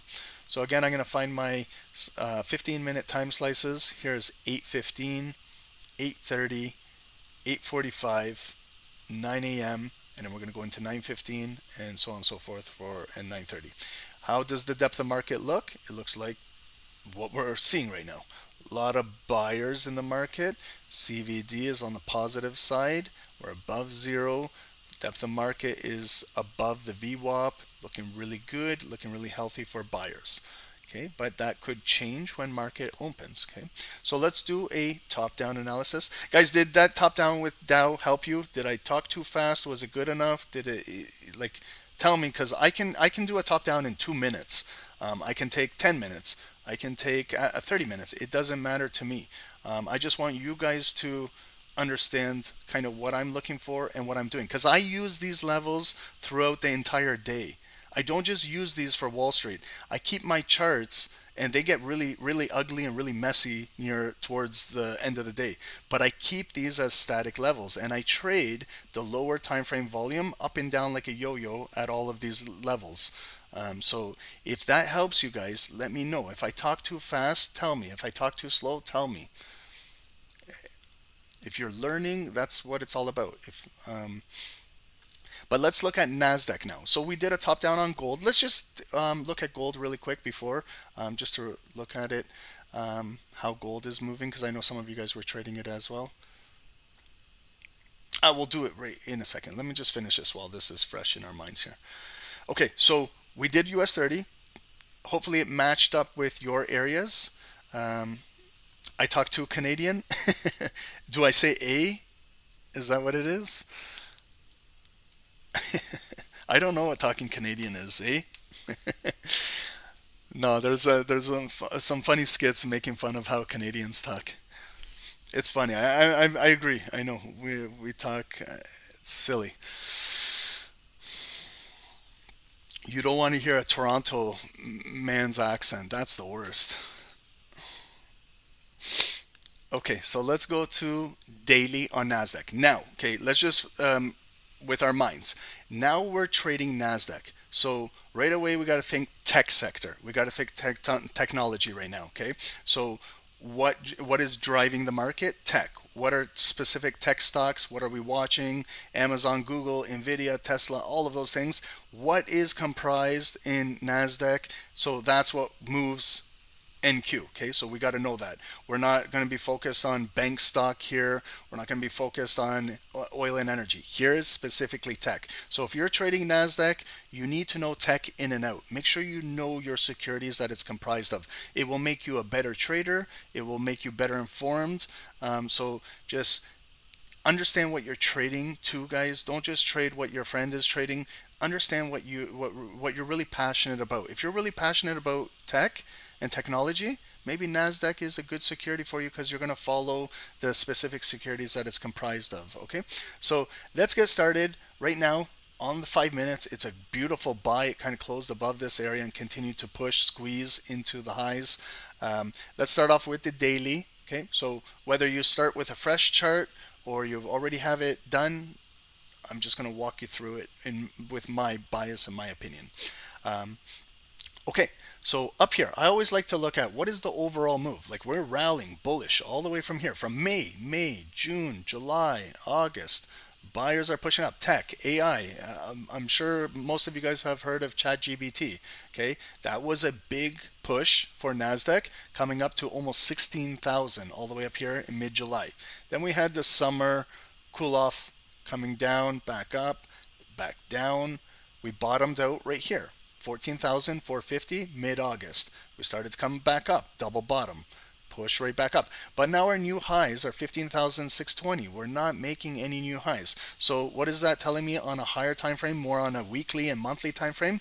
That offers and supply order depth of market is pushing down. So they're pushing it, slowly pushing it down. Now we get more into the specific days. Thursday of last week closed strong. Why Friday did we not break out and come and take out these wicks? Because the market said it's not time for that right now. We're going to shut it down. So they shut it down with a big bearish engulfing candle that closed below everything right here on Friday. How did we open Monday? Just flat, okay, bullish, green. Yesterday we came back down red, came up and closed right here. Today green, we're coming up. So we're barcoding this week on the daily. Monday, Tuesday, Wednesday, equal volume all in here. Today, are we going to continue to come back up and test maybe 50% of our red candle right here? Or is it going to come right back down and we're going to trade down? Okay, so let's just go through the motions again. What do we see here? Okay, so daily now. Okay, how did we closed here yesterday? We opened. When we opened, we came down. Sellers sold it down right down to here, which made our low of the day. Low of the day, purple. 15,150. And when I look across our low of the day, it was kind of equal to Monday's low. It was equal to Friday's low. It was equal to this low over here on September 7. And what happened when we came down there? It was met with some daily bids.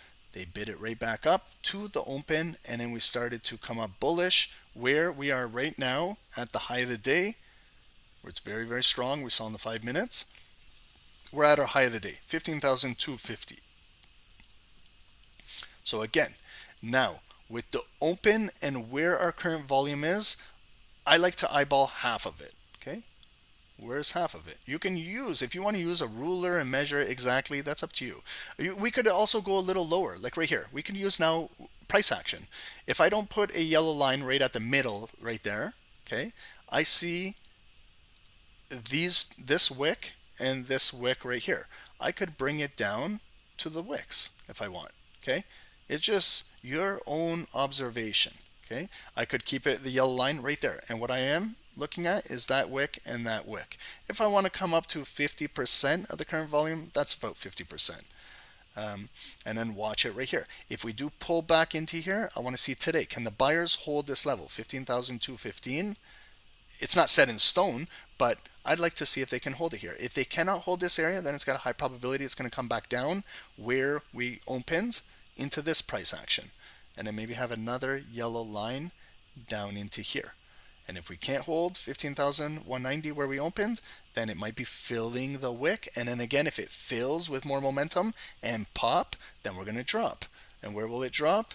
It will take out that low, take out, those are equal lows. And then if we push a little bit further down, maybe come down to here and place a yellow line right here at that wick. And it still gives a little bit of support down here where it could come down and then stop at this yellow line, higher low, and then it bids right back up. Okay, but we don't have to worry about this stuff down here right now because our volume is at the high of the day up here. We need to worry if we're going to have a Wall Street breakout up here. So if it does penetrate through here, maybe we come, that's really, really close as yesterday's high, but maybe I'm going to target Monday's high, 15,270. It's about 20 pips away from where we are right now. And look how it's lined up perfectly with this body and this body. And next area, if we continue to push up, fill the wick, pop, look at all these bodies. Body, body, body, body right here. One more yellow line inside here. 15,300. Nice psychological area as well. And then look at the big red body on Friday that pushed the market down. We're in a flag right now. Red, green, red, green. Where's 50% from the open of close of Friday? Okay, you can eyeball again. You know, you don't have to be perfect. Okay, I'm kind of eyeballing maybe half of it right there. Is that about half of it or no? Well, maybe I just kind of want to stay within the lines right there. But I'm going to bring that across and make it red. That's kind of like my hidden supply in the market, kind of like a hidden block order. If we do come up, I'd like to see how we're going to transact at 50%. If it gets rejected there, then I know this is real momentum. This is real volume above me right here that is going to probably absorb and continue to push the market down, where this could just be like a bear flag and continuing to drop. Okay, but we are coming up bullish. We can see a little bit of rejection right now. It's 9:15. We're 15 minutes away from Wall Street. Okay, so daily candles, strong daily candle today. We're barcoding this week. Now what I'm going to do is I'm going to dissect today's daily candle. Some traders go into 4 hour. That's perfectly fine if you do that as well. Some traders go into 2 hour, some traders 1 hour. I personally just go into 1 hour and then I break down the individual 1 hour candles. I like to look at specific times where there's bigger volume and then I look at what caused that. So yesterday, 3 a.m. was London, big bullish move. We came up, then Wall Street, kind of 7, 8, 9 a.m. reversed it, dropped it. We found hourly support down in here at noon yesterday, midday, and came right back up. We closed right around here in the Asian session, trading sideways, and then again we started to push up.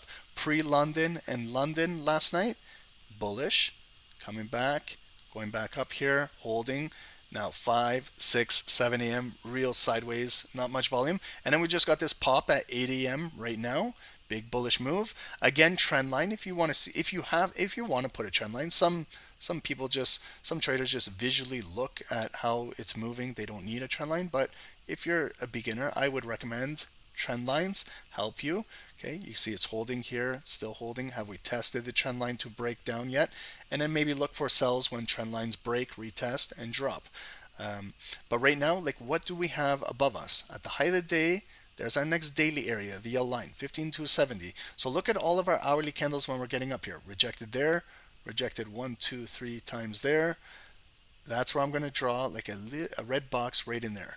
Right there, those wicks right there, and bring it across into trading today.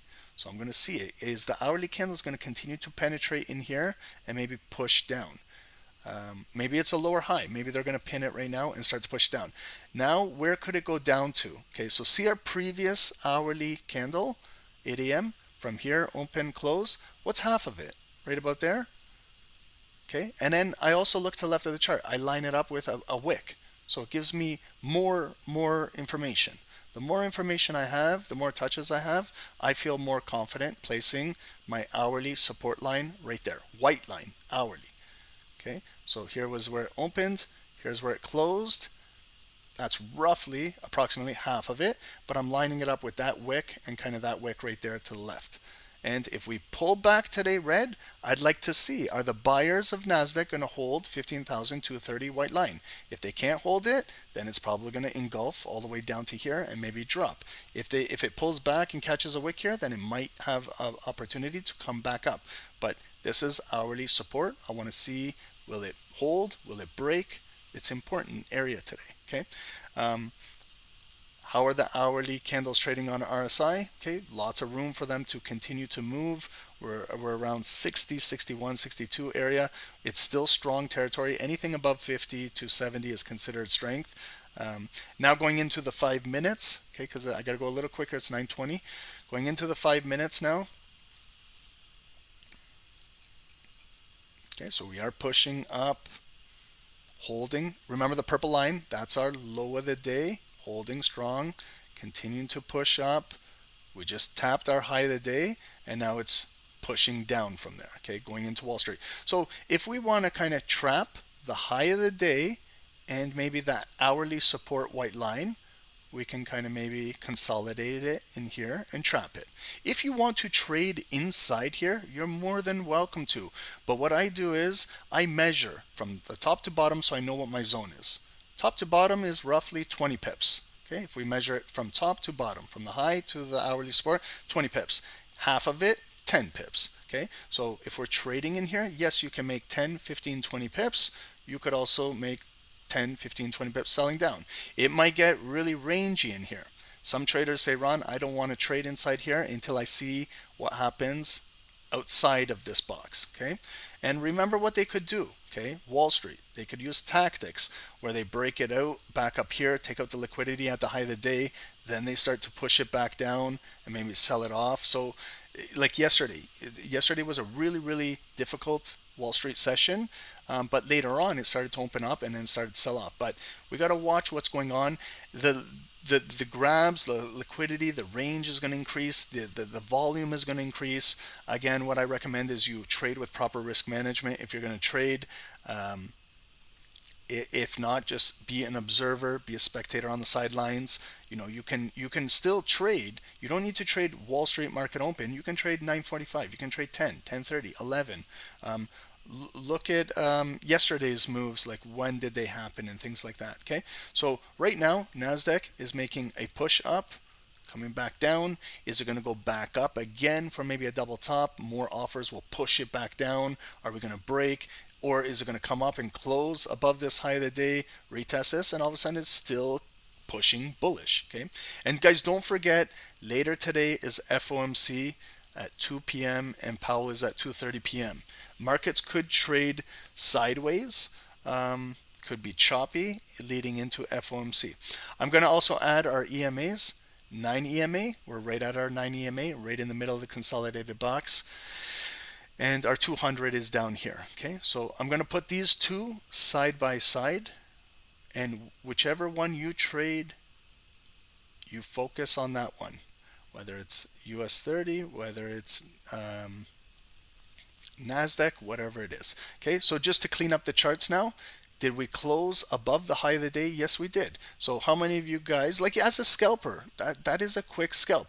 It closed above the purple high of the day. Okay, the red box, go through the motions. How many of you flip the red box to green? I'm not saying that this is like a strategy or anything, but I'm saying this is just what I do. Some guys ask me, Ron, how do you trade? That's how I trade. So see how it came down into the green box and broke out? That could have been a possible buy. One candle, 6.5 pips.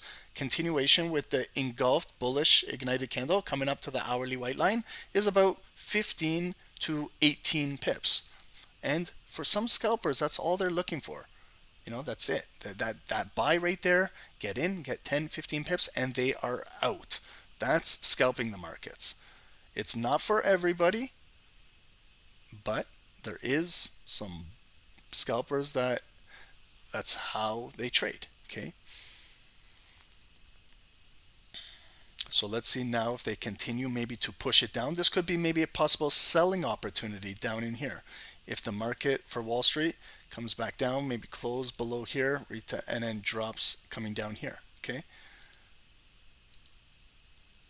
So if anybody needs a break, it's 9:24. We have about 5-6 more minutes till Wall Street market open.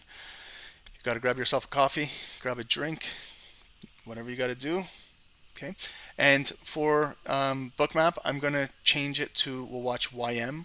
It's up to you guys. You guys tell me. We could even do, guys, ES. This is SMP. If you guys want to watch SMP, it's kind of like everything. But if we're watching specific securities like NASDAQ and US 30, it's up to you guys if you want to watch specific in the book.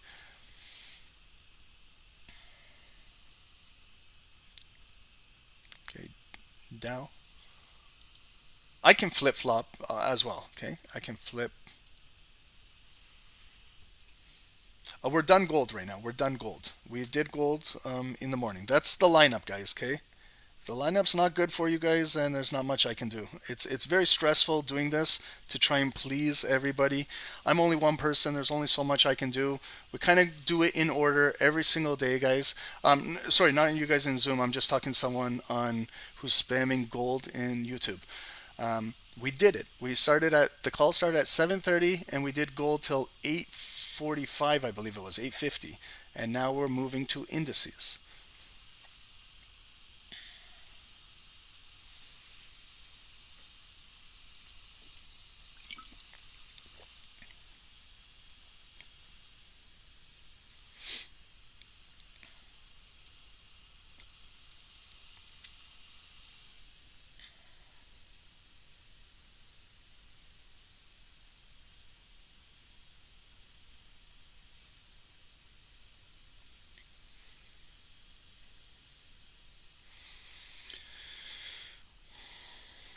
Okay, is there any questions about the top-down analysis that anyone is unsure about? Was it explained properly? Do you guys understand the zones, what we're looking for? Am I in any trades? No, I'm not in any trades.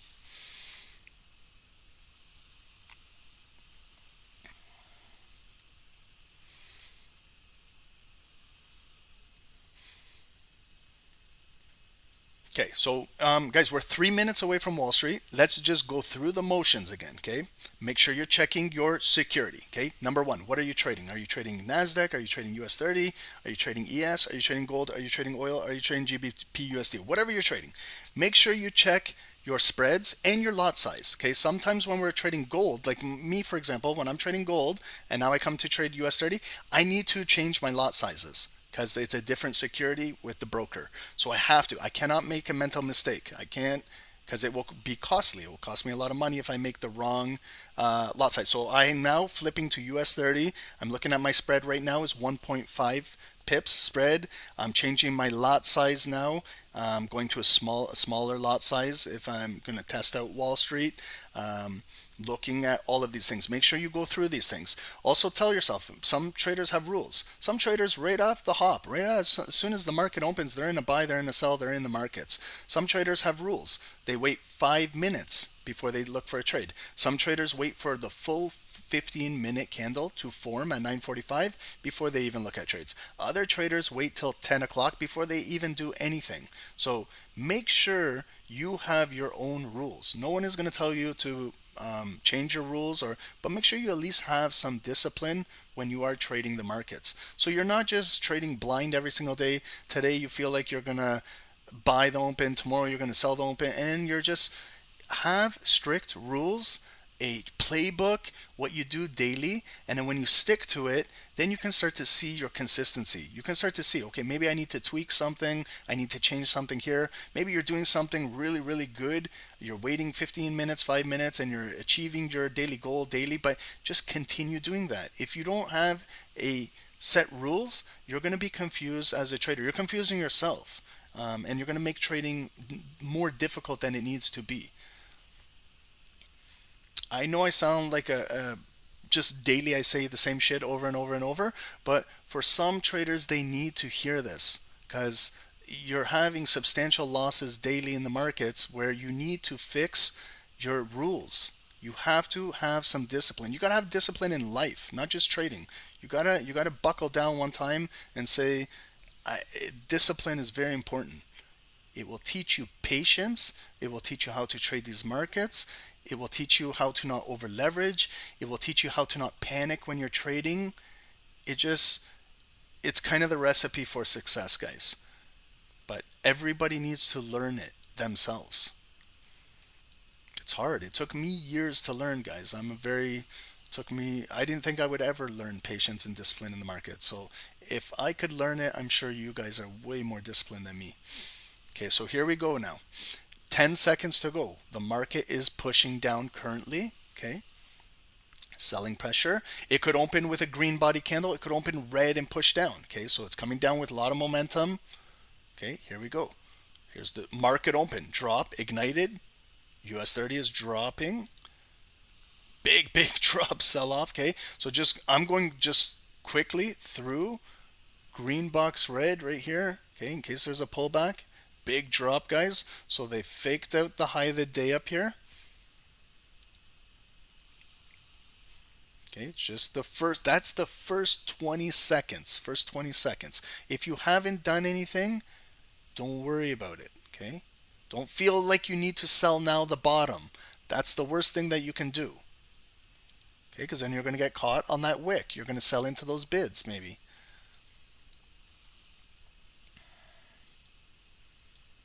Okay, strong momentum pushing down. Okay, so that divergence. Remember we were talking about that divergence. Maybe it needed the market open it needed that momentum, that volume to sell.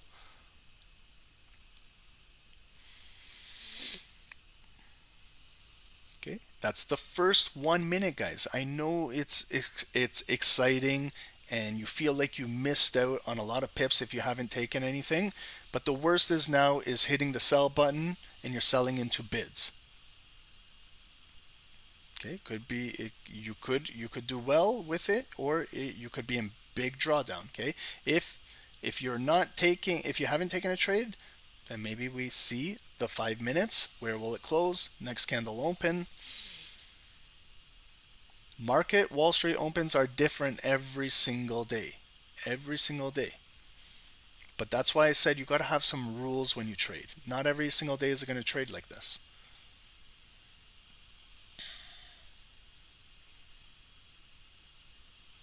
Okay, so big drop on NASDAQ. We can clearly see it, that big block right there. Okay, so we just touched down a yellow critical daily level, and it's bouncing right off our yellow line. Okay, so let's see how it holds. Okay, so that's why I do top down, guys. See the yellow lines? Okay, so it came right down. If you were in a sell, maybe make a decision at that yellow line. I know it's fast, but these are big wicks. Like coming up to there, it's kind of like a 20 pip pullback. Yes, it could continue to come right back down, and it looks like it is. It looks like they're continuing. The offers are continuing to eat these bids. Could continue to drop, guys.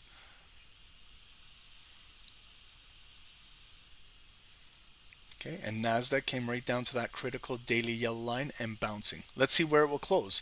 Will it close below all of this structure right here? Where will US 30 close? Will it close below this hourly white line?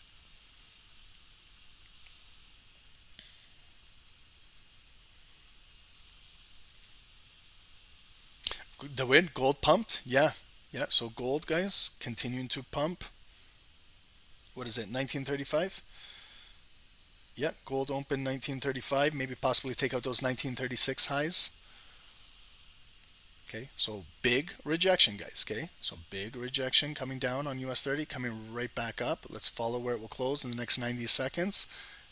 NASDAQ 2 dropped. Let's see where it will close.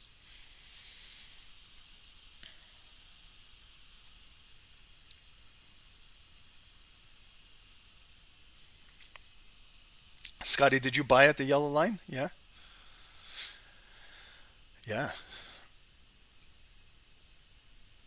So guys, some guys are buying, okay? Others are selling, but there's a time where maybe you can buy, but that's why top-down analysis it's really important to me. It might not be important to you, but it is really important to me because it helps me as a scalper figure out the critical daily lines, and that's just if you like rate that, and it goes both ways. If you were selling, you had a really nice red candle come down, like right there. It came down, it dropped 40 plus pips. If you don't do anything, guys, this is what it's not just about buying this line. It's about if you're in a sell and you're up 40 pips and you don't do anything here, the market will make a decision for you and then it will come right back up. or you could like potentially buy this area if you missed the sell. But there is opportunity for everybody, but you got to have rules when you're trading. Okay, here's the first 5-minute close, 10 more seconds to go. So it was a big open, very bearish on NASDAQ and US 30. There was a little bit, there's always going to be a pullback. Hey, remember that. There's always going to be a pullback. Now it's coming up green. We're testing the red box now. We're below the trend line. Let's see if they reject it. Remember pushing down. We now have a big wick to fill. Okay, so it's not like it's a short wick. It's got a lot of momentum. So it could continue to sell back down, but it might find maybe some support right there at the hourly white line and catching a wick. Maybe if it holds, it'll maybe come back up. If the sellers break this, it could continue to flush and push down and come down. See here the zone, 34,880. 80 bids are waiting down there. There's a big block down there. If the sellers want to come down and transact in there, they can. But look at NASDAQ opening bullish, ignited, coming right back up to the next daily. We wicked out at the hourly white line. So it's still holding. Holding support right here. Right here, right here. That's why as a scalper, guys, I love zone-to-zone trading. I personally love zone-to-zone trading. Because when you measure the zones and you understand, yeah, the zone might be 10, 20 pips, and you can, as a scalper, you might be able to get in with minimal drawdown, hit targets, get out of the markets, get your money, but we're using these levels. It takes practice, okay? You're not going to learn this in one session. It takes practice, takes a little bit of work, but some traders do enjoy trading this way.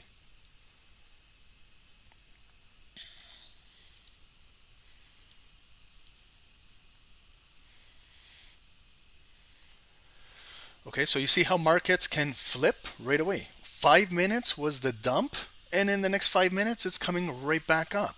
Okay, so that's why markets are fast. Wall Street is a very fast market. Okay, it's very difficult to trade this market. It's not easy. I told you, it could be very choppy like yesterday. It could be straightforward as today where it dropped and then coming right back up.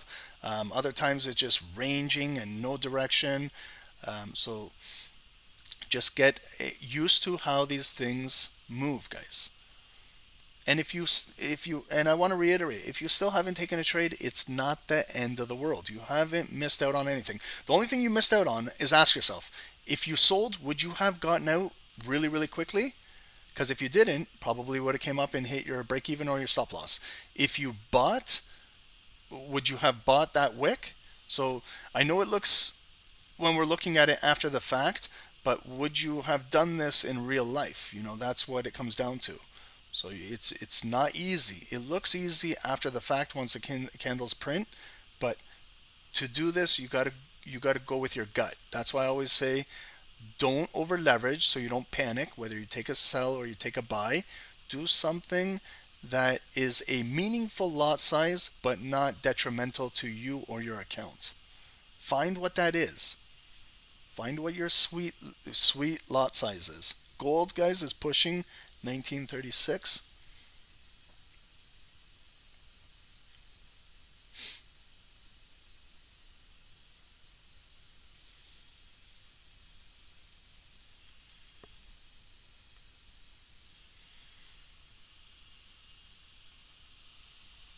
Okay, so we're still right at the VWAP, guys. Okay, okay, you see Wall Street, lots of volume, lots of volatility.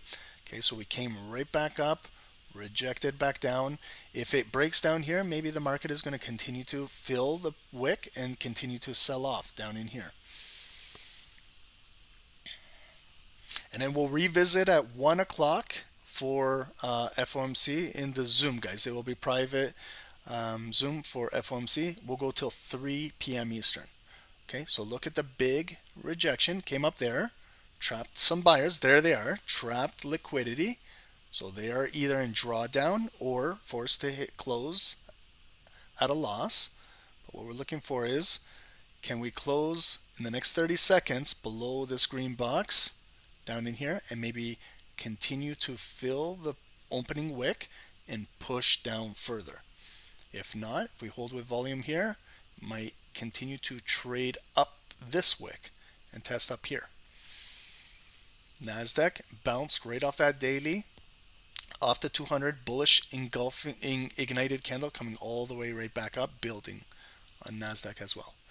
Okay, so we closed inside here, coming back down red. Again, first job is, can it fill the prior wick?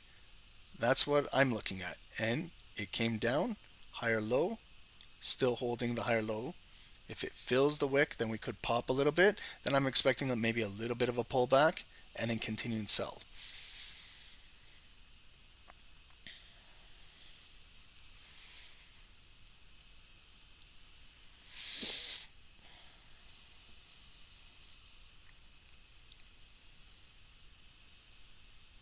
Is anybody in a trade? I know you guys are very active. Some of you guys took the sell, buys, in and out. Are you guys in and out? Is anybody holding? I'd like to know who's holding. Is anybody holding a sell? Is anybody holding a buy? For the scalpers, I know you guys are in and out like vultures, but who's holding positions is what I'm more interested in. A1 everything, you're on hold, holding buys, in and out.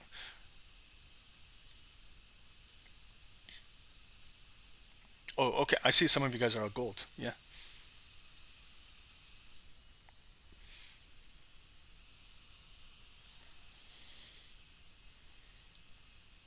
Okay, so NASDAQ came up. See, guys, what can happen? Wall Street, I just want you guys, okay, for education too. See how quickly it came down. It's exciting. I know it's exciting. And then we think it's going to continue selling down after, but it could just be engineered move where they bring it all the way down so that they can pick up all of the bids and all of the liquidity, and then they bring it right back up. Okay, that's why we can't judge what Wall Street's going to do in the first couple minutes. That big drop was like the first minute, so we can't just judge an entire day of trading on the first 1 minute. Okay, that's why you gotta if you have rules, okay, too, look at what US 30 is doing. It's just kind of consolidating in this range right here. I'm looking to see if it will break down and shoot below here. If it does, I'm going to maybe enter into a sell below here. In the next 2 minutes and 43 seconds, I'm going to wait. Okay, I've waited patiently now, so I don't want to jump into a trade until maybe this 15-minute candle closes. I'm watching the 15. So the 15-minute volume is right inside here. I want to see if more red volume will be able to close below here, and then maybe in the next 15 minutes, next hour, it will push down. Look at NASDAQ's 15-minute candle. That is nasty. Okay, it came all the way down here to the daily and coming all the way right back up, and now coming right back down. So I'm waiting. Maybe 15-minute is a head and shoulder here for bigger term. Left shoulder, the head that broke out, maybe finishing off a right shoulder. Maybe we may continue to push down today, but see how it flipped? So this might be a bullish. Okay, it's continuing to push bullish up here.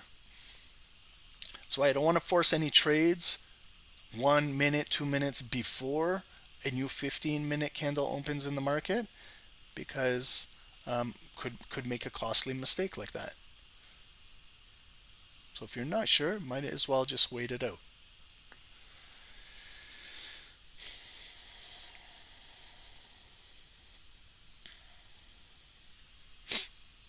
Okay, so we got 90 seconds to go. Pushing back up here.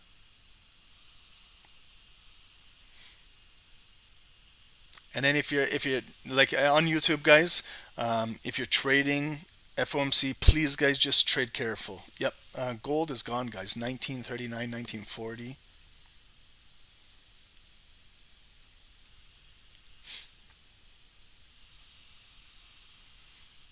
Yeah, I'm not looking at gold. Sorry, guys. I'm looking at indices right now.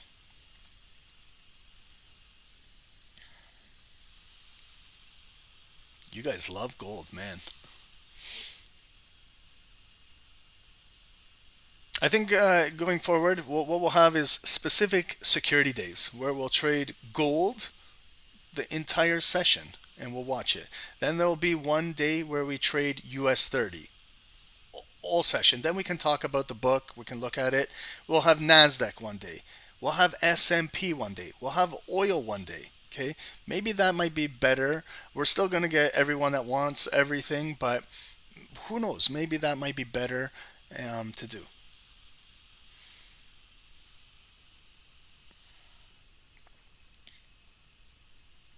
What do you guys think about that? Let me ask you guys on YouTube and Zoom. Would you guys like one specific security? And then I know some of you guys don't trade it. Then the session's gonna not be good. If you guys are okay with how I do it here, I'm okay with this. I can do this all day, every day. We do a little bit of gold. We do a little US 30. We do our indices. You know, I'm okay with this. Okay, guys. So look, it's pushing up, holding in this zone. So just gonna consolidate this in here now. Oops.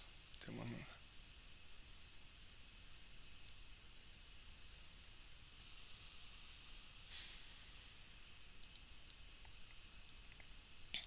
Or what we can do, guys, if you guys are okay with this, tomorrow we can do three charts. I can have US 30 here, NASDAQ in the middle, and gold. And we can follow all three charts with Bookmap. And in Bookmap, I can flip either gold, I can flip NASDAQ, or US 30.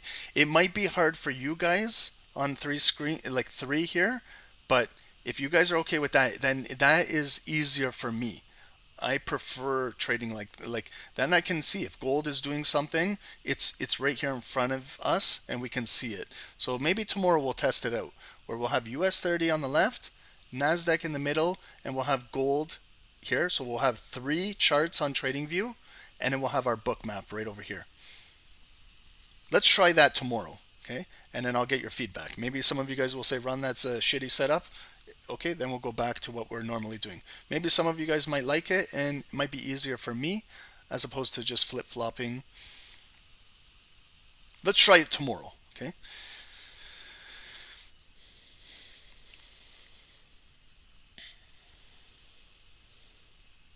Okay, so NASDAQ pushing up, okay? Again, bigger patterns, more volume. What is NASDAQ doing? Looks like it's coming up, one top, came down all the way down here. That's our neckline, coming all the way right back up to the high of the day. Okay, so if we start to get, again, NASDAQ getting rejected, maybe if it pushes down here, maybe possible sell down below here. Okay, but right now, it's still very bullish. We could be breaking out, testing the high of the day. Same with US 30.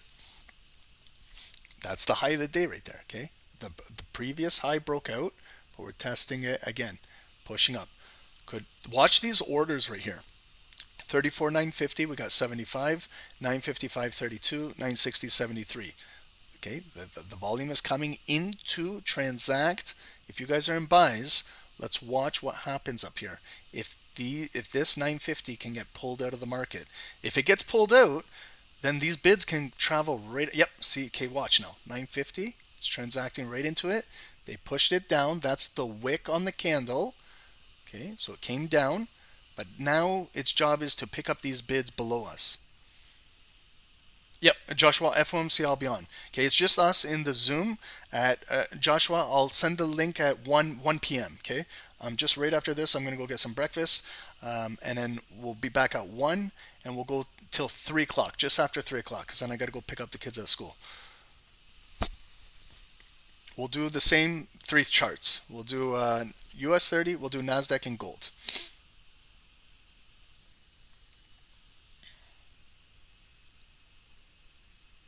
Yep, PK will be on at 11 Wednesday. Yep, Monday, Wednesday, Friday. Guys, please join PK if you guys can. You know, show some support. PK's killing it. He's doing amazing in there. Okay, I'll try and join with you guys if I can, but PK is doing awesome in there. Yep, we'll be trading FOMC, guys. Okay, so that's what I was talking about. NASDAQ, rejection, rejection. Okay, so it's coming up to the highs, getting rejected. US 30 is popping right through here. Okay, so 950, let's see what happens. Okay, pulled it. Okay, see how it pulled? 950 now turned into bids. Okay, so that's where the book is flipped currently.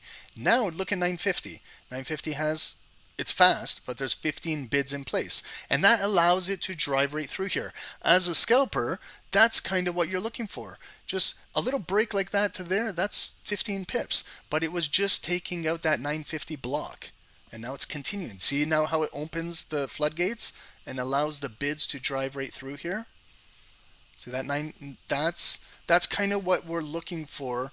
Well, that's what I'm looking for. Specific blocks to get removed and filled. And then now, that 950, if it keeps filling, then the depth of market below us, if it keeps adding and building, then we can continue to push up to the next offers, where the next liquidity is. And now we have a new bar opening right up here at the hourly resistance. Could take out today's high. That's today's high up there. Okay, if it gets rejected, then go through, flipping that red box green again.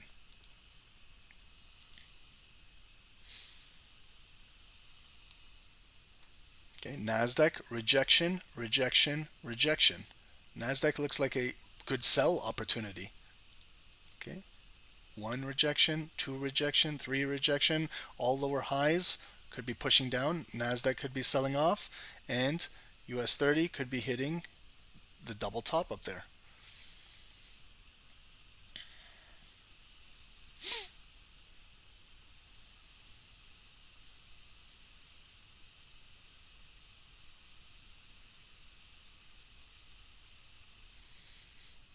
Okay, guys, so today's big day is FOMC. Guys, we got gold pumping to 1943 right now. Holy shit. Okay. Gold tends to move with FOMC, with Powell.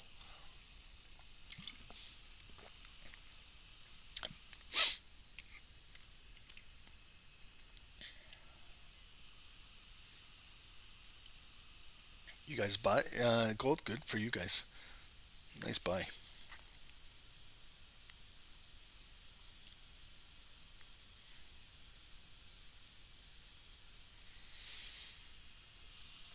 Okay, so 950. Okay, I'm going to place a yellow line there. Just so, guys, education, so you guys know for going forward how we use Bookmap, how I use it. Okay, so 950. Remember we had all those offers? Now it's populated with 18 bids in place. Yes, it might retrace back down to transact, but it helps building the depth of market to continue to make new highs if we're building down here. Okay, if it can't hold 950, then next big blocks are down here. So it's continuing to push up.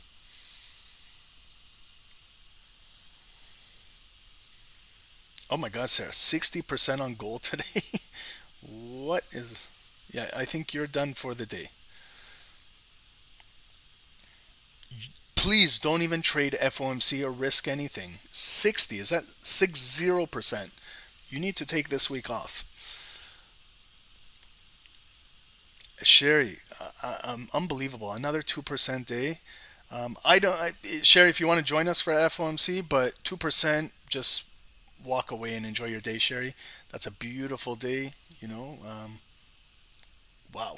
Some of you guys did some really, really good in the markets. Guys, okay, so 950 still holding. So this is where will it act as support if it comes back down? And look at how it's continuing to build. 950. I'd like to see more bids come in there, but below also you got to look below too how it's building. Okay, so continuing to push on US 30. Nice big bullish candle taking out highs. That's because the depth of market is building on the bid side. We still have this cumulative volume negative 200. So remember, it could be trapping some short sellers, but a big institution could be loading up to drop it very soon at maybe this block area, 34,980, 990, where there's 69 offers up there.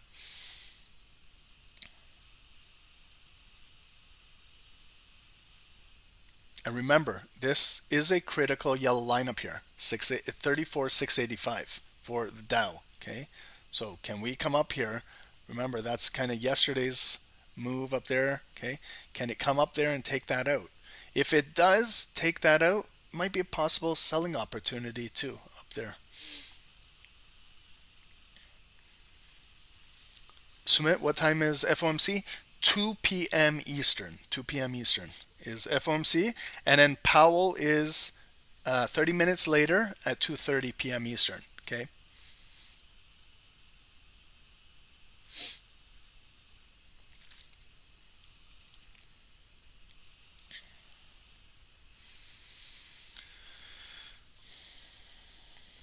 Okay, guys, do we have any questions about today's session? Okay, I'm going to come back. We're going to do FOMC in the Zoom, guys.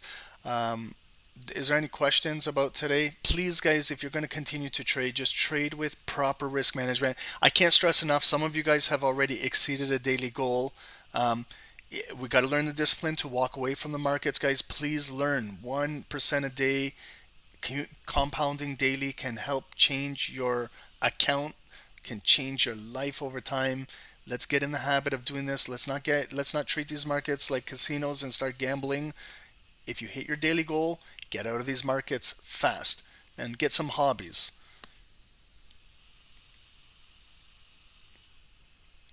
If you guys are in drawdown, if you guys are at a loss, you need to now maybe review how your day is going. Do you want to continue to trade a volatile FOMC if you're already behind on the day or the week? I suggest maybe don't trade FOMC because it's known to blow up retail accounts, guys. US 30 is pumping right through here, finding that liquidity. 950 now, okay, the yellow line, 31 bids. So that's how depth of market builds, okay? And that's what allows the next move to continue to push through here. And pip by pip, they add up, okay? 10 pips turn to 20, 20 can turn to 30. If everything cooperates and the depth of market is doing what it needs to do. But you see that 950? As soon as that got pulled, that allowed for the next leg to move up.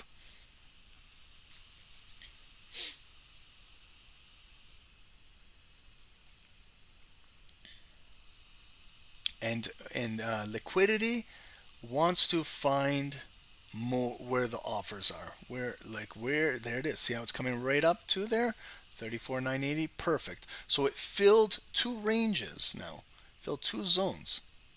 Okay, so this breakout from the purple previous high of the day coming up to here, an additional 30 plus pips. As a scalper, if you bought like one candle, yeah, maybe you got 10, maybe 15, maybe 20 pips, but you could get in and get out just by trading from one zone to the next zone, being humble, getting out, cashing out, taking partials, whatever it is that you got to do, because markets don't always go up forever. They're going to reach a level of a block and push right back down to test the next block.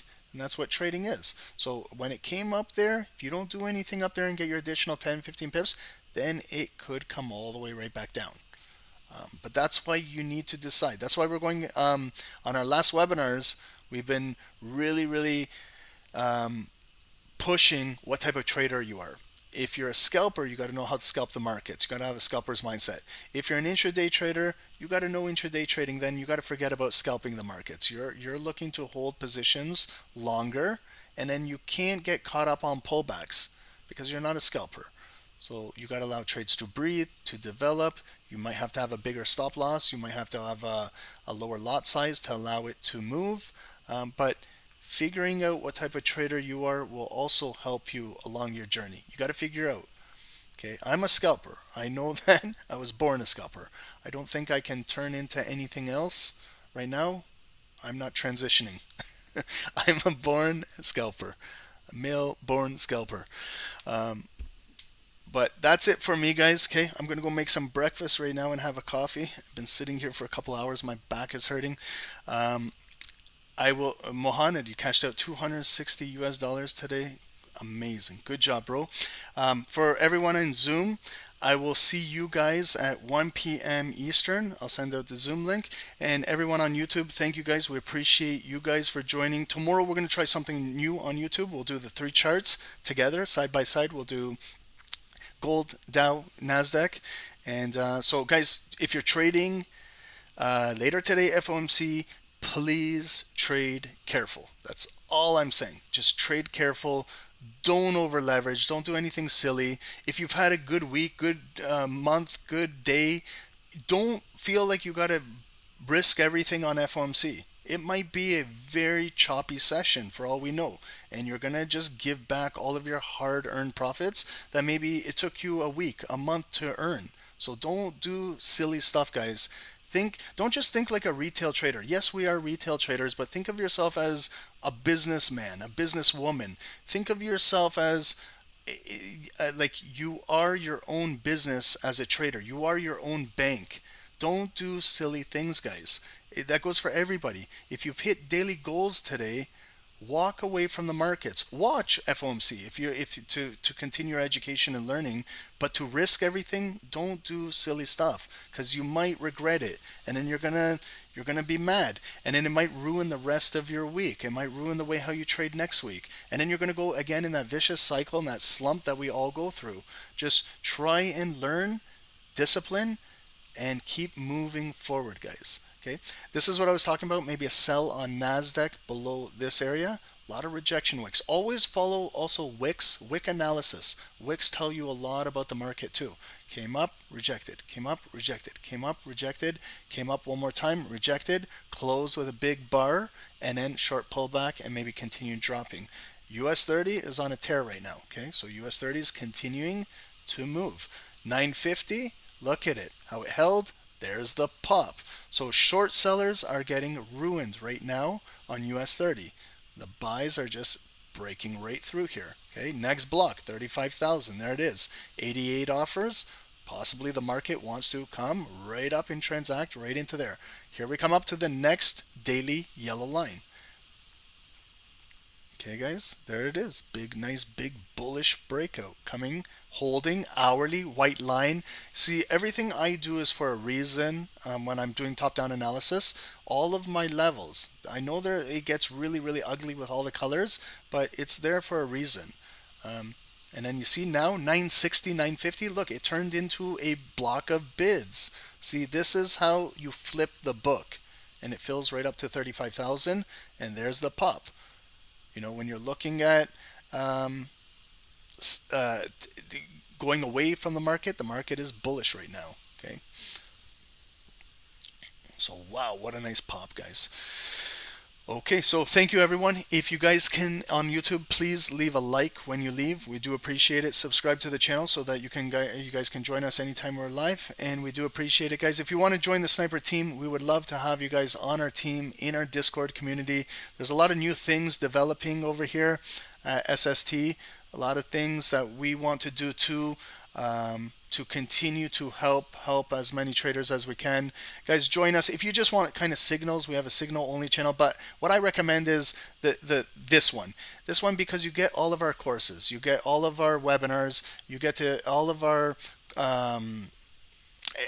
educational content with the signals, with all of the live trading, everything. You get to be part of the Discord community with our members. There's amazing members, traders, better than any one of us in there. There is so many humble, good traders in there that are willing to teach the way how they trade and things like that, and share charts and education and help build the community. So it is amazing, guys. We would love to have you guys on SST with us. We're trying to empower retail traders for the better, to help everybody around the world achieve financial freedom in trading. But it does take hard work, guys. It's not easy. You do have to put in the work to learn. Okay, it's not easy, I'm telling you. I wasn't given trading and just handed to me in a lap. I had to put years and years and years of all of my life, and a lot of my money too that I lost. So it's not easy, guys. I'm going to tell you, I'll be straight up and honest with you. Trading is not easy. It tests you mentally, it tests you physically, it tests you emotionally, it tests you financially. But for some people, they're built to do this. You're just built for it, you know. If you're built for this, You just got to overcome your own mindset and your psychology. That's what it all boils down to. Everybody understands how to figure out a support, a resistance, a bullish or a bearish candle. That's not everybody can do that. Okay, it's this is what tests us. When maybe you've hit your daily goal, what do you do for the rest of the day? Maybe you're in drawdown right now. What do you do? Do you stop trading and just call it a day and review, or do you continue trading because FOMC is in a couple hours? It's these things that tests us. But all I can say is discipline, discipline, discipline. If you have discipline, you treat your trading as if it's a business, as if it's a job, and you're not here to play a casino, then your trading will change, guys. So just stay focused, stay disciplined, continue learning, guys. We all take losses. Every trader does, but it's how you learn from your losses and how you move forward. But don't over leverage. If you over leverage, your losses are going to be blown accounts. You don't need to do that. You can risk 1% today and still be able to trade tomorrow, the next day, and next week. But if you risk your entire account on a couple trades and you make some mistakes, your account is gone. That's not trading, guys. That's gambling. Go to the casino if that's what you want to do. Okay?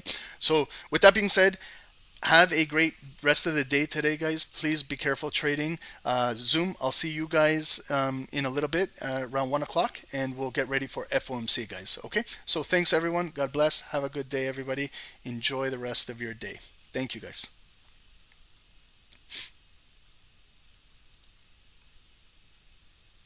Hey guys, good morning. Welcome to another live session of Stocksnipertrading. My name is Dave, guys. My partner is Ron. Let's get down to business here, guys. In on US 30, sell. Okay, I'm jumping in. Guys, that's a 100 pip drop. Yes, we caught it. Hey, guys, 200 pips, please. Secure.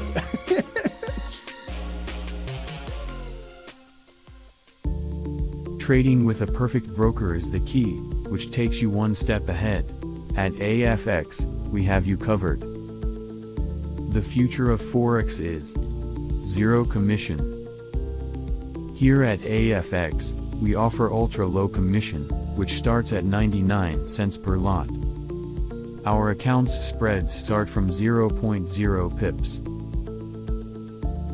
With account leverage up to 500x, and can have a minimum deposit of $100, with an additional 100% deposit bonus, regulated by HCMC Greece, compliant with ESMA, EU, regulated with FSCA, South Africa. Nothing to lose, but something to gain. Trade with the world's most liquid market provider, AAAFx, recommended by Stocksnipertrading. To get started, use the affiliate link below.